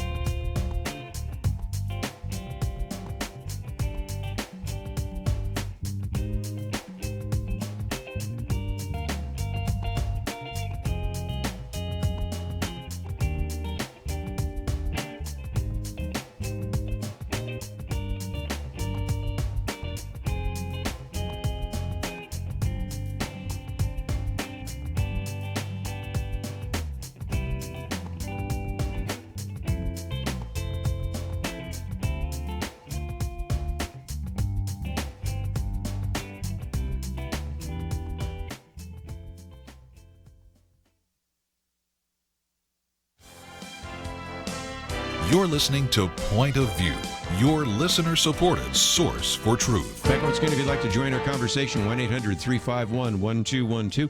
Going to get into Colin Kaepernick and the Nike campaign, as well as Penna Dexter's commentary today on transgender teen study a little bit. But let's stay on this for a little longer, because obviously we have the op-ed piece that was anonymous in the New York Times. Coming out shortly is a book, and I think I'm going to go out and buy it because I'd like to read it from start to finish, by Bob Woodward, called Fear. And Penna, this is a little different. I mean, it's one thing to have a coward who is not going to put his or her name to an op-ed piece. It's quite another to have the interviews that were done by Bob Woodward, who has some credibility, quite a bit of credibility. Let's give credit where credit is due. But at the same time, some of these are hearsay. And the question that Alton raised earlier about whether or not actually Donald Trump called him a dumb Southerner, or some of these other statements are in some cases not where he's interviewed somebody who's heard it, but it's somebody who heard somebody else say something. And so there's a little bit of what we call the telephone game, isn't there? Yeah. That these are second and third reports. And so as a result, you say, should I trust everything that is said when Donald Trump said the thing's a blank hoax? He was pretty much convinced that the book was a hoax. So what do we think about all that? Yes, we've all played telephone. We know how just one word or phrase can be changed and it changes the whole meaning. So that's one part of it. The other part is, I think the theme of Woodward's book, I haven't read it either. I don't know if I will read it, Kerby. I don't know if I want to take the time, but I will read a lot about it to just get an idea. Sure. Yeah. And he describes a crazy town atmosphere in the White House, And part of that resonates. I think it probably is a little bit of a crazy town atmosphere. And I think Trump thrives in that kind of atmosphere. And he keeps people around who, don't totally agree with him, but he also gets famously very upset when people don't agree with him. So this is the nature of the person we put in the White House, and it's not a surprise to a lot of people. Yeah. So maybe he said some of these things. Maybe a word was changed, and it's not quite as egregious as we have, as we think when we read this. But, Woodward could write whatever he wants. I think it's fine. There have been books that have come out. It's part of being president. It's part of being Donald Trump in this White House. I'm just glad to see he's moving on, talking about the issues, and trying to get his party elected in the next election. When they were starting to have books come out about George W. Bush and he was in office, he said, "You've got to understand, they're still writing books about George Washington." So, this never really ends in some respects. And so that is the case. Let's, since we were talking about the news for a minute, let's take one call and we'll get into some other calls in a minute. Jay in Georgia, I think you wanted to talk about the news. So you have the floor, and I'd love to hear your point of view. Hey, appreciate y'all. Thanks so much for having me. So just on a side note, whole life I was a lifelong Democrat, a socialist, until I got to grad school and I started questioning things in news, and my professors just shut me down. So it'd just be basic things, and they would be like, no, like, you can't listen to Fox, you can't read the National Review. People like Victor Davis Hanson, they're not real professors. So one thing about all of this, I wanted to get y'all's opinion on Chuck Todd recently, last 2 weeks, has come out and said things like Fox News isn't fair and balanced. It creates this toxic culture where we don't trust the media. However, like, how can we trust people like New York Times, who goes out of their way to publish this scathing article against the president, especially when, public administrators at that level should be working to the benefit of the executive office. So I'll let you guys take it away from there. Well, and again, Kelly, people like Shannon Bream and others, and when I've interacted with people at Fox News or even individuals in local news operations, I felt that they were really credible. When I see some of these other individuals, they seem like they've got an agenda and they're not doing what we call journalism. What's your thought? Yeah, I mean, I think if I were Chuck Todd, I wouldn't throw a rock when I live in a glass house. I mean, he's got plenty of problems on his own. I think he needs to, if once he gets, it's NBC, right? Once he gets NBC cleaned up, then maybe he can come talk to Fox. I mean, they've not only had problems, they've had serious problems. They made some serious mistakes. So I think, I do think we have to distinguish between, people who are opinion people, who are sort of like a host, like, for instance, a Laura Ingraham or somebody like that. She's not a journalist. She's like a TV host. Okay. But journalists are supposed to be neutral. Now, these TV hosts, I understand they're going to be one side or the other, but even in those situations, I think people would prefer to see both sides. And again, a lot of these places will try to do that, but some of them aren't. And so I think that the media needs to look at itself. I mean, I think the American people have placed the media now, their respect for the media, so low, and they think it's because of bad PR. Well, that's not it. It's that people are smart enough to know when things aren't being fair. They're biased. They're not as journalism used to be. And look, everybody has their own bias. I understand a little of that, but what's going on now is just so over the top. I mean, 90 whatever percent, 90, I forgot what the last one was, of every comment about the president is negative. It's fine to criticize, to hold the president to account, to all that, but the stories have been so over the top that people, they elected this guy in spite of the media, and they don't trust the media. And unfortunately, I think there's a reason for people not to trust the media. The media is not acting like the media used to. The journalistic standards are not being approached anymore. This New York Times, anonymous story is a great example. How many stories now have all these anonymous sources? I mean, it's hard to read a story now that's not filled with these anonymous sources.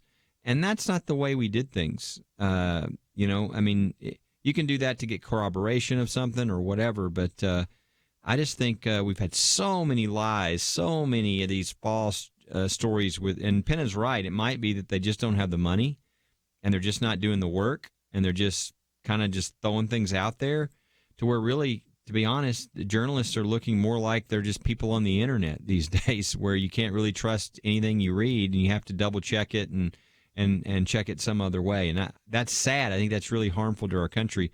And I wish some people would make money off the fact of being different and actually bringing real journalism back and where you can actually trust what you're reading because they're not going to go with something, even if it's salacious, if it's been verified and checked 2 or 3 times.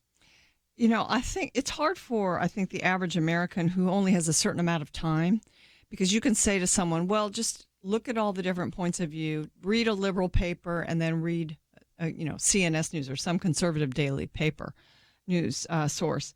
But a lot of people don't have time. So, I'm talking to Christians now who are listening. I think everybody needs to find sources of information that they trust. So if you don't have time to do all of that, then find one you trust. I mean, a lot of our callers have said they trust Point of View. They listen to us. That's where they even get their news. Now, if they want to get more news than we can provide here on a talk show, then they should find, some kind of an outlet. They're usually online to read. And if you really want to see what the left is saying and then read what the right is saying and get opposite viewpoints, that's a good way too, if you have the time. But I think, we don't have the option as believers who care about the future of the culture of being neutral about this. People need to really inform themselves. They cannot be uninformed, because if you're an uninformed believer about, these important issues of the day, I think you're not fulfilling your whole stewardship as a Christian. So find something concise if that's all you have time for, but something that you trust, because you cannot trust the mainstream outlets we used to be able to trust. I used to be able to read perhaps, this is 20, 30 years ago, in Newsweek or some magazine and feel like I was well informed. Now, and then I got World Magazine and decided to use that. But World Magazine, they're not as complete, and they're wonderful, but they have stories that necessarily don't counter what we're reading in the mainstream media, and we need that. We need the real truth. So I'm just encouraging people, find a place for whatever amount of time you have that informs your mind so that you are well informed. Well, again, I would encourage you to come with a level of skepticism. Even today, the three of us saw an article here, and we haven't gone with it because we're saying, well, I'd like to check it out a little bit more. But if we find out, then we go with it. And then if we go with it, we also post it on the website, because a lot of times people will say to me, where did you read that? I said, it's on the Point of View website. You can read it for yourself. And, we've posted 1, 2, 3, 4, 5, 6 articles just today alone. Not to mention the links to all these other websites and places where you can get some more information. We've got some more phone calls, but we also have a few more things to talk about. We'll take a break and take those calls right after this.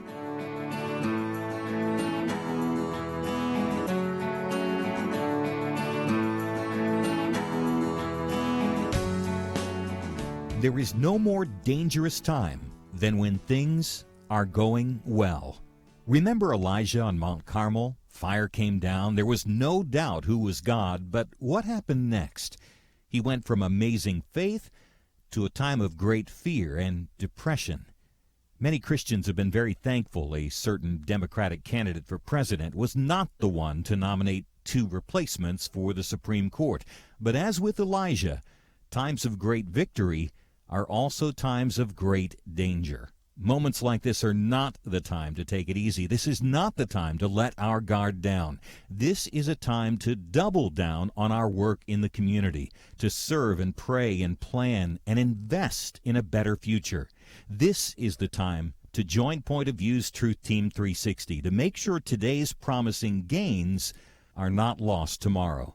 Show your commitment to our future by visiting pointofview.net/team or call 800-347-5151. Ask to join the Truth Team. Pointofview.net/team and 800-347-5151. Point of View will continue after this.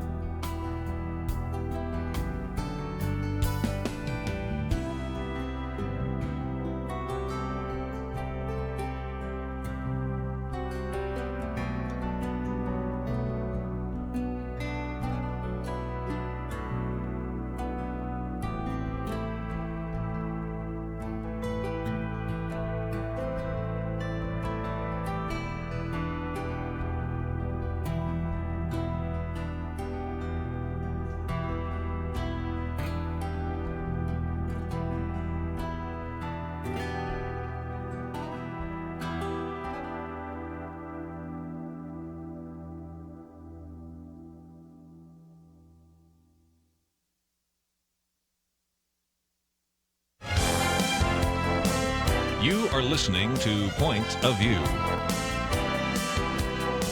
The opinions expressed on Point of View do not necessarily reflect the views of the management or staff of this station.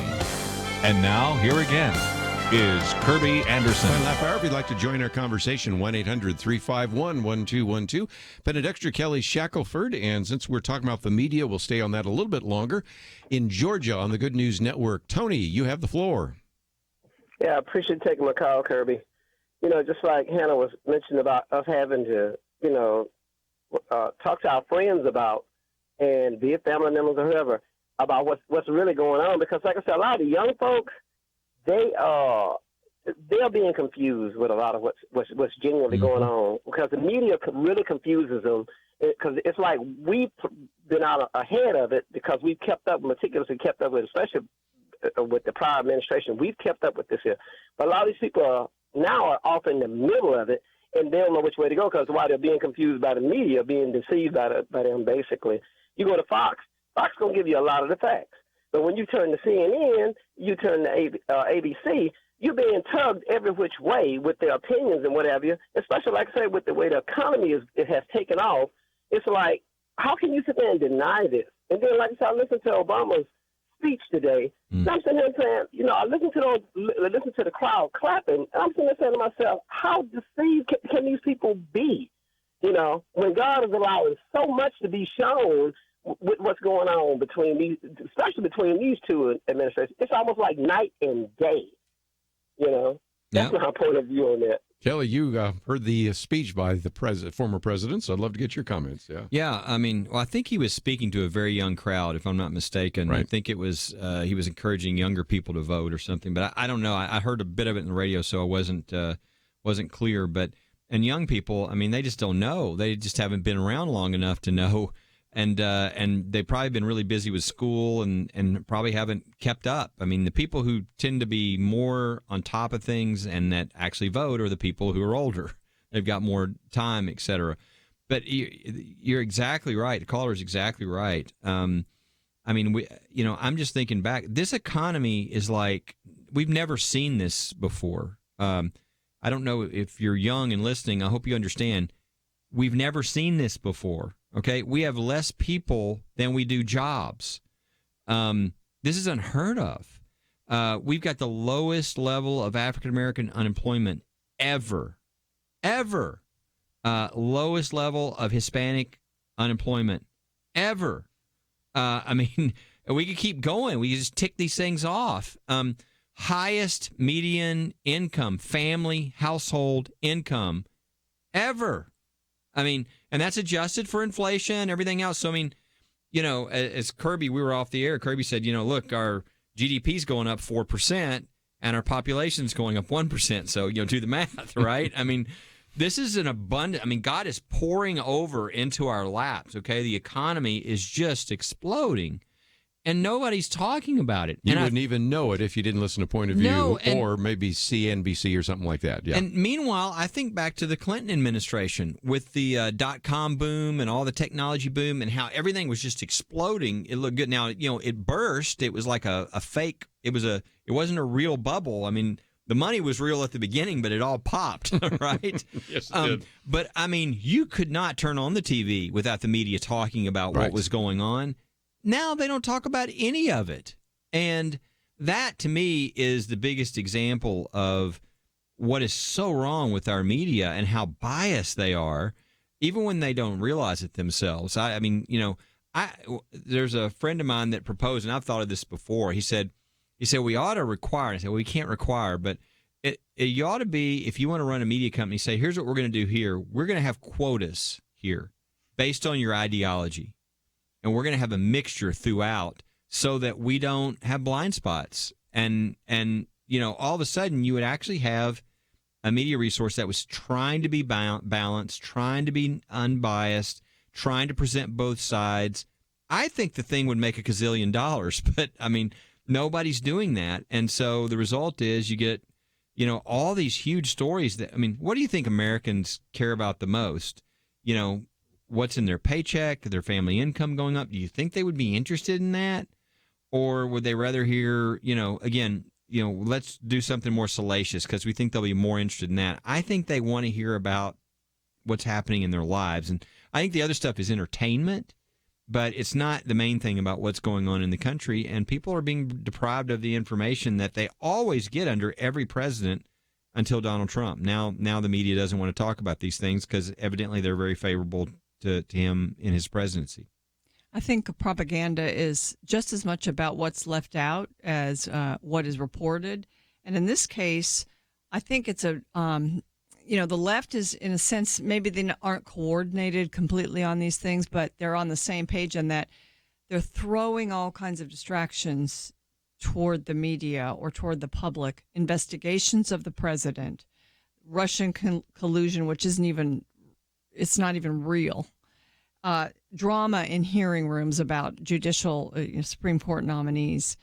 I remember there was a episode of The View recently where Jeanine Pirro from Fox was on about her book, and they didn't even let her talk about the good economy. They threw her off the show before she was even done speaking because they don't want this good message to get out, or they're so deluded that they don't believe the good message. But we're all living the life. We're all seeing the growth in the good economy, and we should be seeing the numbers. But that's on the media that they're not reporting it. Well, again, one of the points that Kelly made off air, but I thought I'd make it on air. If you go to The Atlantic right now, Chuck Todd, it's time for the press to stop complaining and to start fighting back. Now, that's a very long editorial, basically. It's like an op-ed piece. He's supposed to be a news guy. And it's in Atlantic. And, again, he's allowed to express his point of view, but, again, that's the kind of thing commentators do. Yeah, that's not a journalist. Isn't that right? Once you write an opinion piece, guess what? You're not neutral. And he's allowed to do so, but don't then complain about Fox News not being neutral. Right? It reminds me a little bit of the difference between what would a really good journalist do? They would sort of stay out of the politics themselves, and they would say, what we're going to do is keep our head down, and we're going to be neutral. We're going to be unbiased. We're going to do great work to make sure that what we put out is true. That's what they would do. And it kind of reminds me a little bit of sort of the Brett Kavanaugh. I'm Judge not going to Kavanaugh. vote. Yeah. When's the last time he voted? Here It's been he decades. Is, all this stuff's he's been pushed, begged to be pulled into the political arena to take sides to do that. He doesn't do it because he's going to be fair and objective and unbiased. Unlike Chuck Todd, who's writing an editorial complaining about other people being unbiased while he's writing an editorial. He's free to do so, but I just thought I'd point that one out. Just before we take a break, one of the things that the Nike campaign thought that they would do is to really bring in the so-called woke people. Now, woke means that you are sensitive to various kinds of concerns, and I love Jim Garrity pointing out the fact that, this may be the only way to get the woke social just warriors who were upset about the fact that it's a $35 billion revenue company that only spends 2% on production values and doesn't allow for inspections of working conditions and all sorts of things that have happened with workers fainting from heat and exhaustion, suffering from wage theft, forced overtime, all those things that social justice warriors would be upset about. But then when you put Colin Kaepernick on the front, maybe some of the social justice warriors said, I do like Nike products after all.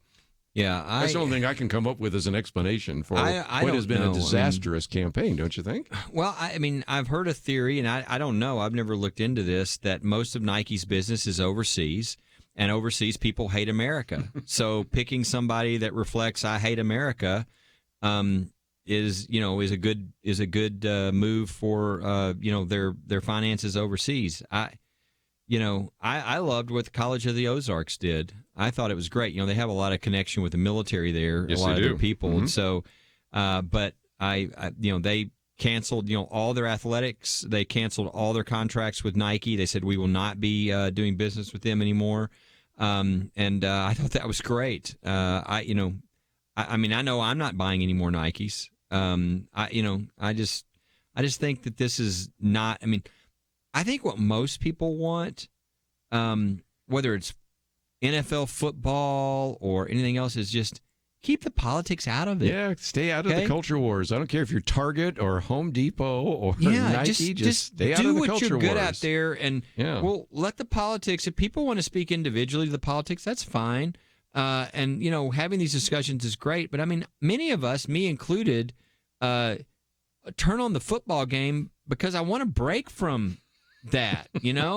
And the last thing I want is somebody who doesn't know anything about what they're talking about. They don't spend any time studying it. They might have, maybe not the highest intelligence level, lecturing the rest of the country about something they don't know about. And plus they're, acting like they're this woe is me when they're the most privileged people in the country. I mean, people are there to watch the football or the whatever. They really don't want politics there. Keep the politics where it is, everywhere else, pretty much.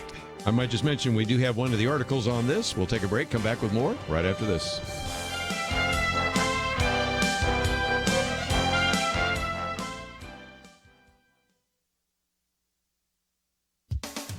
A Brown University researcher has published a study that attempts to answer the question, why are so many teenage girls showing up at gender clinics? There are signs a sort of social contagion may be at work. Lisa Lippman, an OBGYN and behavior and social sciences professor at Brown University, authored the study. She facilitated detailed questioning of 256 parents whose teenage and young adult children suffer from rapid onset gender dysphoria. Dr. Lippman says she took on this issue because parents have described clusters of gender dysphoria occurring in pre-existing friend groups, with multiple or even all members of a friend group becoming gender dysphoric and transgender identified in a pattern that seems statistically unlikely based on previous research. 87% of the children studied became gender dysphoric after friends did, and or after increasing their time online, on sites and in social media featuring advice from transgender activists. None of the kids in the study had been gender dysphoric before. However, 62% had previously been diagnosed with a psychiatric disorder or neurodevelopmental disability. One parent said her daughter stopped taking antidepressants and ceased going to her psychiatrist and instead began seeing a gender therapist. The mom said the girl saw transitioning as her cure. This study seems to suggest that some kids are self-identifying as trans as a coping mechanism. Some kids use threats of suicide to demand acceptance of their preferred gender status.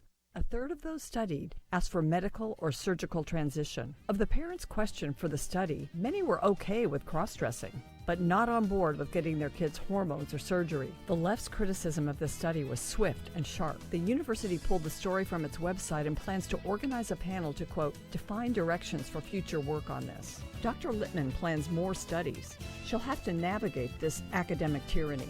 For Point of View, I'm Penna Dexter.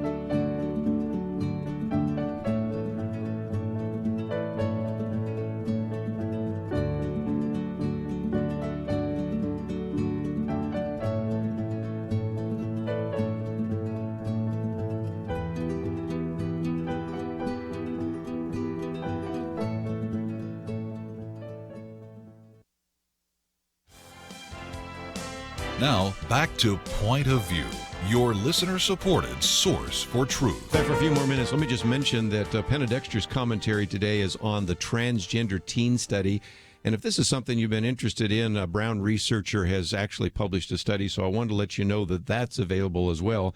And as we say so often here on Point of View, it is really important for you, if you haven't signed up, to receive the commentaries. My Viewpoints commentary comes out Monday through Friday in your inbox, and tomorrow you'll receive Penna Dexter's. So if you'd like to read that, it's already on our website right now, and certainly if you haven't signed up, that is a resource as well. Let me come back to this for just a minute, because one of the things, Kelly, I posted was this piece that came from Red State. We posted one the other day from National Review, and there's some really good pieces.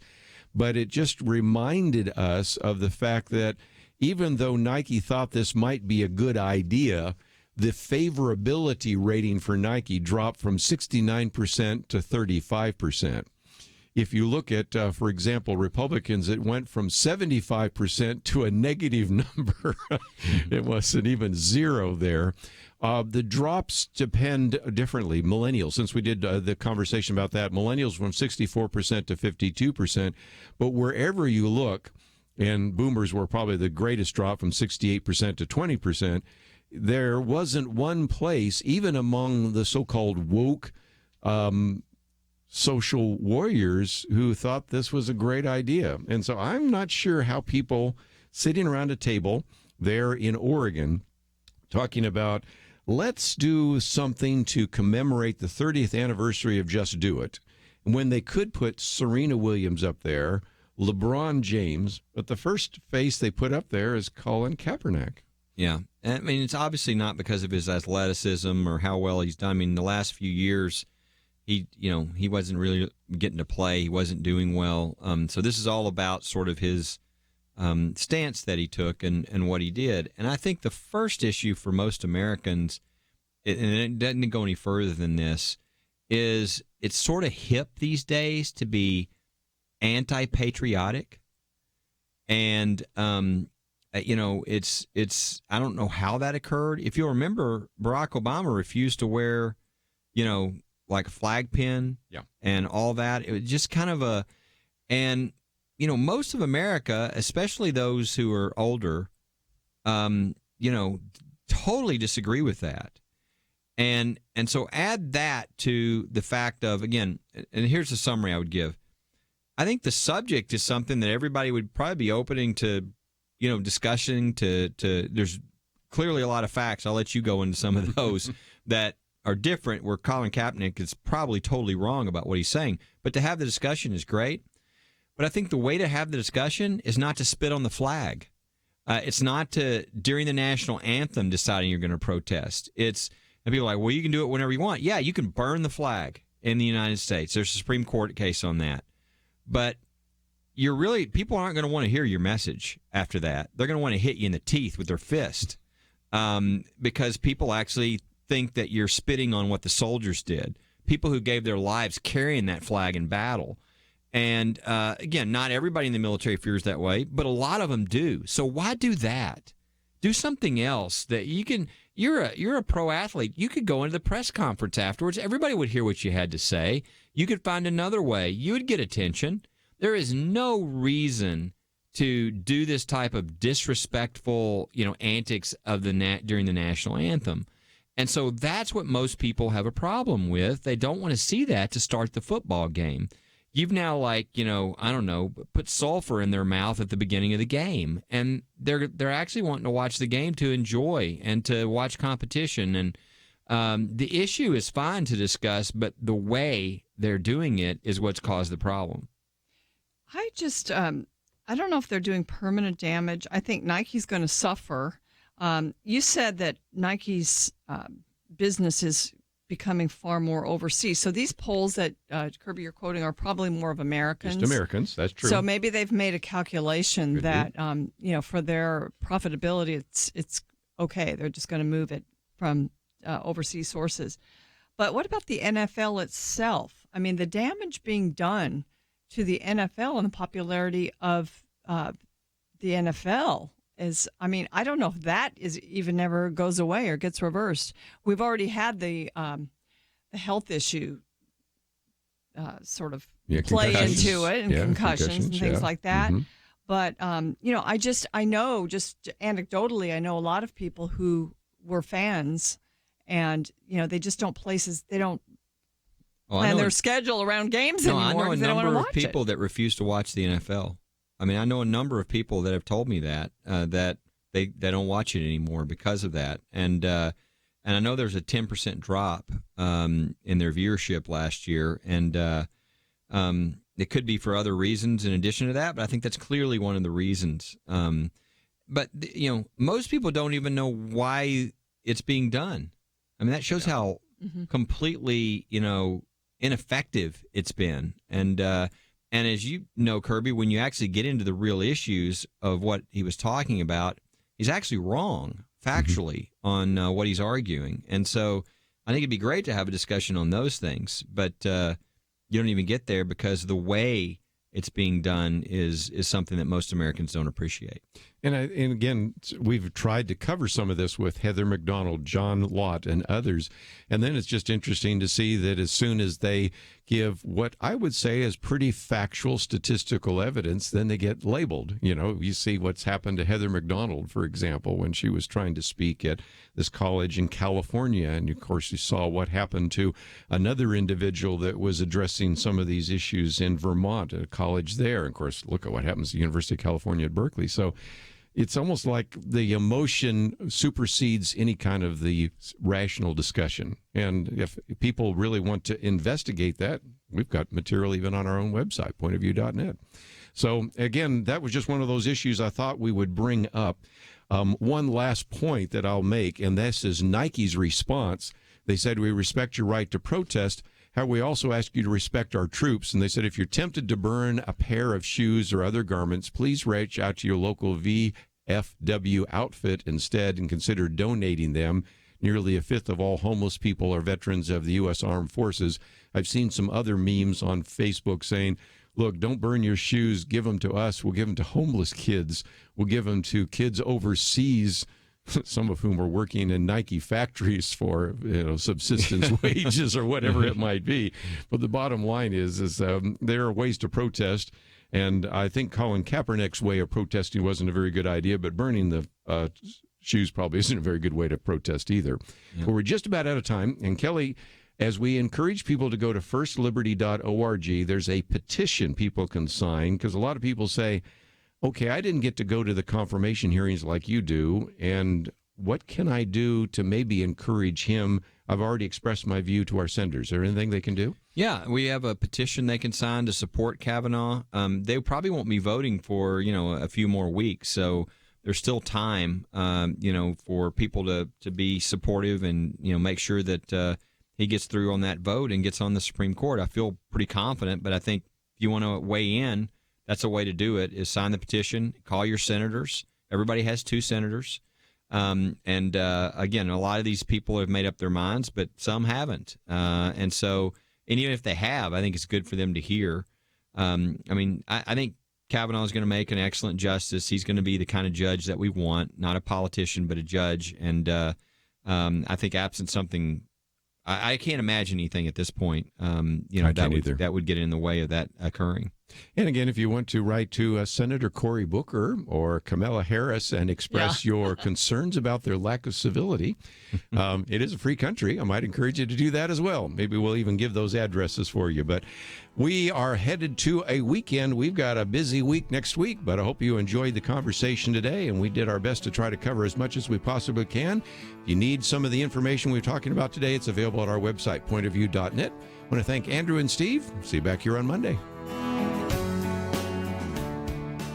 It wasn't long ago, it seemed, every official decision brought religious liberty and our ability to live as faithful Christians into question. Some of us wondered how long it would be before we were literally forced to choose between obeying God or men. That pressure seems to have subsided just a bit, and now is the time not to take a breath, but to work as hard as we can for the future of our nation. Thanks to you, Point of View is doing just that. And our special thanks to those who have become members of Truth Team 360.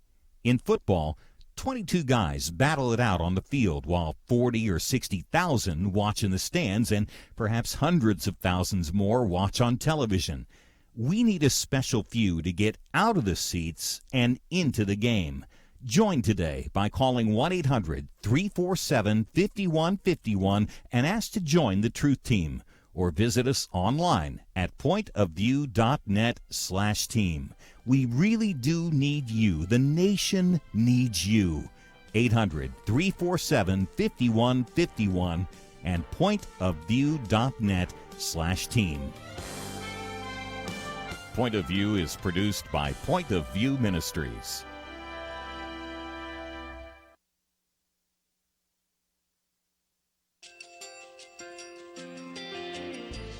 I just want to thank you so much for all the wonderful programming you have. You're just absolutely fantastic. I recently started listening to Point of View, and I really found it interesting because of the different subjects you cover. Thank you for that. I really appreciate everything that you do in keeping us in